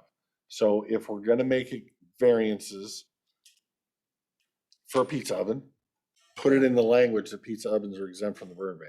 And then you don't have to worry about a variance. So you're gonna allow, charcoal barbecues? That was, well, I don't know if it's charcoal, but there was something, I thought it was, As long as the there was flame something can be with Jeff turned about off. barbecues. No, that's charcoal barbecues are not allowed, as long as the Right. flame can be turned off at any given Right, time. but there was something that he needed to add to it about barbecues, and that's why I'm saying, before we vote on it, we need to check and see Alright. what that was. But whatever exemptions we're gonna write, I want those in there so that they're already exceptions, and we don't have to write a variance for it. So that way, we shouldn't have to do a variance. If you wanna put language in there to give yourself a variance, that's fine. But Well, I just think that, I think there always should be the ability with the correct criteria, because I think these are not, I mean, we write We a apply couple for of them violence, we apply for for variance. variances all the time. for Right, and I'm rules, not and there, opposed to but there that. is a set criteria. It has to be in the public interest and blah, blah, blah, all this stuff about, and it isn't like now it's super simple to do. You got to go to the fire department. The fire chief has to sign off. Here's all the conditions. And the reason why I'm okay with it when it goes through that is the point of the ban is not because we don't want people to have fires. It's because there's a danger, there's a public safety issue. And if there's a way to mitigate that, where it's in that there isn't a Right. reasonable amount of danger, then I guess my argument what is, do you want? when I read a burn ban, I don't think about petitioning the county for a variance based off my personal opinions or beliefs or whatever. And I think that is the old way of thinking. The new way of thinking is that you're gonna get 20 of those a year, and if one of those starts a fire, you're on the hook. I don't know if. So I you're would on the- much rather just keep the burn ban in effect, and if they wanna have their own little fire, they can do it at their own risk, and I didn't say yes to it. So you just want people to do things illegally and we get It's what they more do in this county anyway. complaints? But then we get more complaints. I mean, like, I like how there's other ways. You can tie it to the IFPL levels. So your fire protection levels, if you can still run a chainsaw out in the woods and you can do all these other things, but you can't have a little campfire outside on your grass in the middle of. Right, and I think. Where's your- the logic in that? Right, your argument is 100% sound, it's just 99% of the public doesn't know what those other levels are. So they wanna the fire chiefs wanna set specific dates so the general public isn't confused. Well, education is something we're all about and we're all into. All right, more work to be had on burn ban ordinance, got it. Hey, what do you got next? Burn ban ordinance or variance, Oh. that's in addition to. Well, There's two different things. I like the language that Lee came up with, as a stopgap, because it's not us, it's Jeff that's working on the burn ban ordinance, and we all know how long it may be until we see that. Okay. The other thing I wanna do is I would still like to have a workshop with all parties pertaining to our airport, so that I can fully understand what the heck is going on with the cluster going on down there. And if that needs to be a Tuesday, fine. If that needs to be a Thursday, fine. If that needs to be in Dallasport, fine. But I would like to see the airport board, airport management, invite to wastewater or Dallasport Water District, invite to city. And see if we can get to the bottom of the contract issues. And or hopefully that it gets me to understanding the communication problems that are going on. So, right now, we've had a meeting with Prosecutor Cannell, city manager, and the city attorney, and they should have the information with the money that we spent to write the letter to the FAA, trying to get the FAA to buy off on the transfer of the water right through their rules. And the prosecuting attorney, last I checked, believes that he feels that the two of them can write that letter versus the attorney for the city of the Dalles wanted to send that out to a professional attorney who works with the FAA revenue diversion policy. And so that's where we're at. We were That's asked. new information for me, so. we were asked to bring, to get more information, and I got information from John Grimm, and Public Works, and got that forwarded on. The real crux of the matter is, will the FAA bless, that transfer of the water right? If the FAA won't bless that, then they can deem that a revenue diversion. And then we'd be breaking their policy, which would then put all of our future grants in jeopardy. Are they, Kind of like a finding right, from but the the state auditor's transfer of the office. water right was essentially for a cost. So yes, there's a value of the water right, but there was also a value to what Dallasport gave back. Dallasport wastewater gave back. Wait, what? Not wastewater. Water district gave back. I'm the third time's charm, right? With correction in the middle. And that's all fine and dandy, but is the FAA deeming the value of that water right what it was when that math was done 12 years ago? Or are they deeming the value of the water right what it is today? And if there is inflation on the water right, I would say Dallasport Water District has an argument that they own the inflation on the water right. Because we traded it to them 12 years ago. We have not. Officially, right, the contract isn't fulfilled yet, blah, blah. But that was the agreement, is we're giving you this water right that's worth As I understand it, $2, and you're gonna put in $2 of the infrastructure. Kind of a scenario. Is that the way FAA is approaching this situation or not? And those are questions I don't have it's answers to. not, that's, you won't know that answer because you'd have to get that from the FAA. What we did is we hired Aspect Consulting to do the valuation of the water right, which he 12 should years have, ago or which today? he should have done the value. I haven't seen it. Well, you had to ask him for which one you were having him do. As I understand it, he should have done the valuation for the time of and the current valuation. Because the FAA is going to say that water right belongs to the airport currently. That is the airport's asset. At today's value, not 10 years ago's value when they made the contract. Well, then what you can say is what was the value of what was given or what was created, and now what's its current value? What's the inflation on that? You could do the inflation both ways. Okay, it's not rocket science.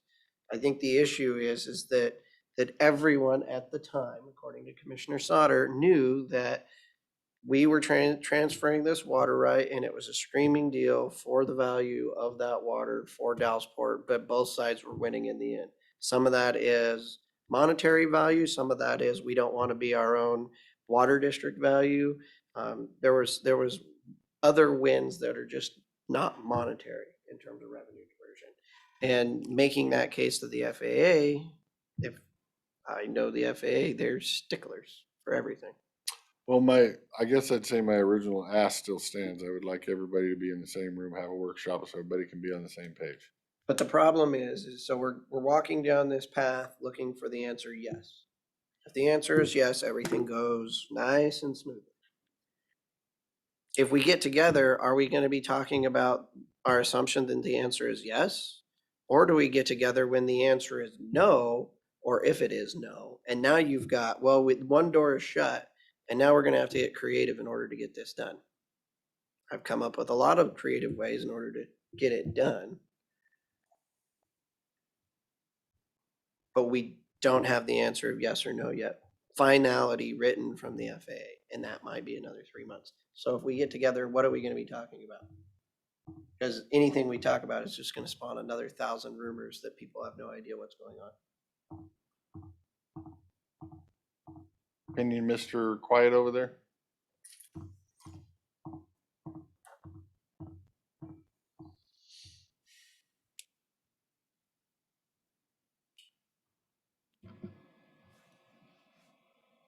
I'm not sure.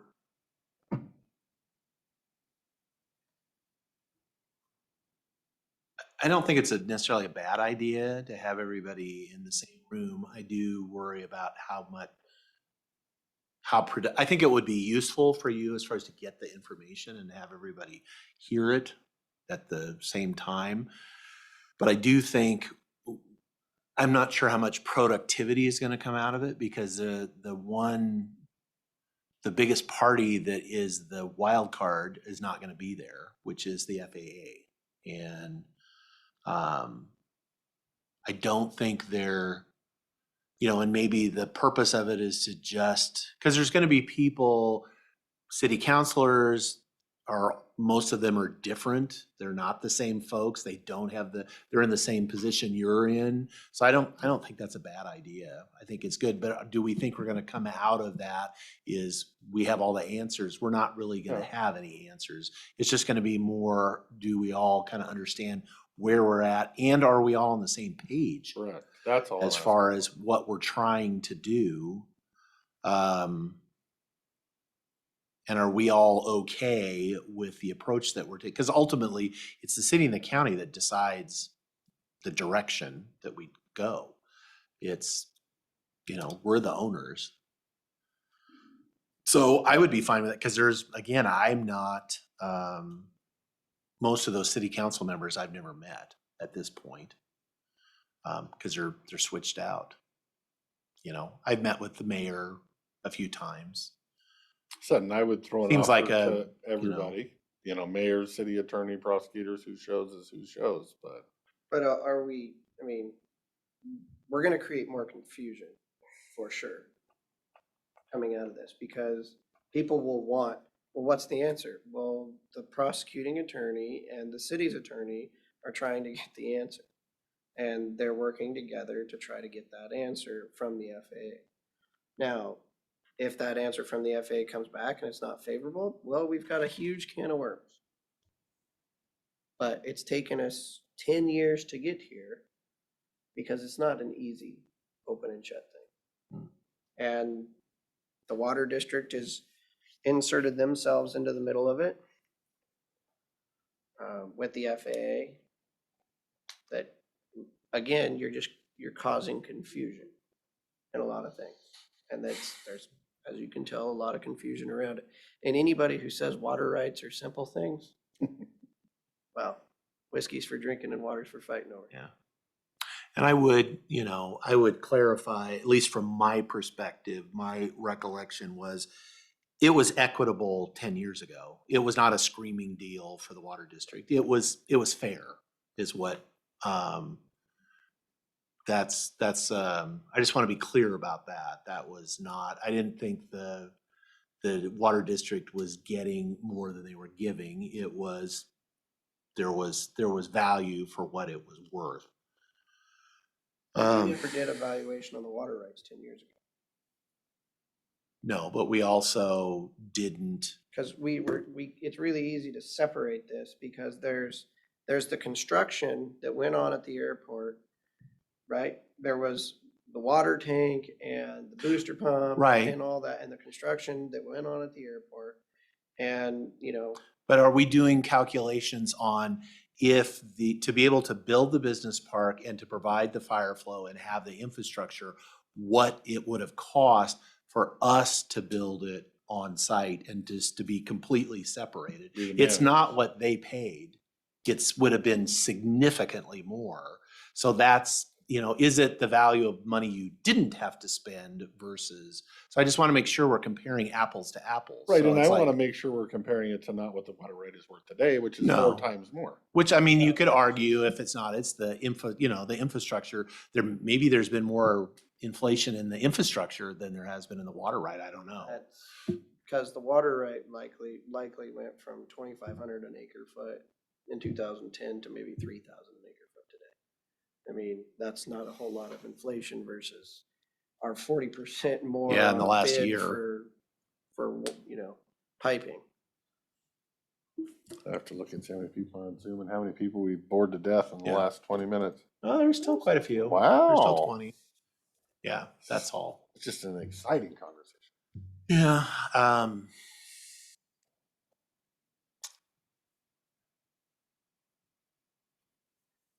It's a board of 3. If it sees merit, then let's move forward. If it doesn't, then Well, I think let's not. the first thing to do is to ask the PA if he thinks it would have merit and value bringing everybody together, because we'll of course want him to be there, because I'm sure that the city will have council there. So if they have council, we need to have council.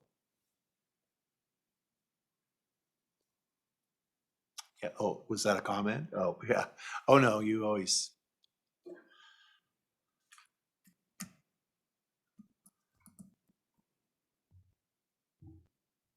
I mean, my personal thing is let's give the professionals with law degrees time to try to get this worked out. And if it works out, then we can execute the contract, we can start the process of transferring the water right, we can transfer, there's a lot of things, changing the place of use. I mean, you've got to go through two separate processes even after you get that done. If the FAA buys off.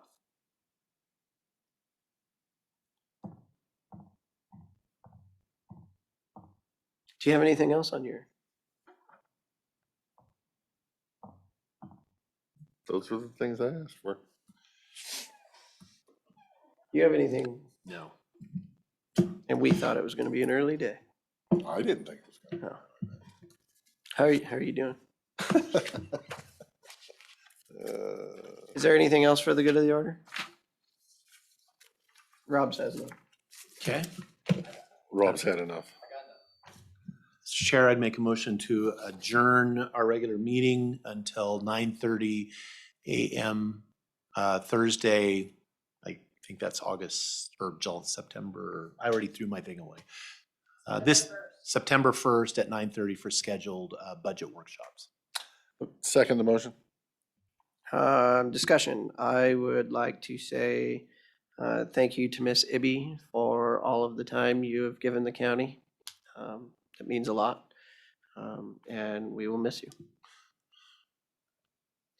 With that, all those in favor signify by saying aye. Aye. Aye, motion carries.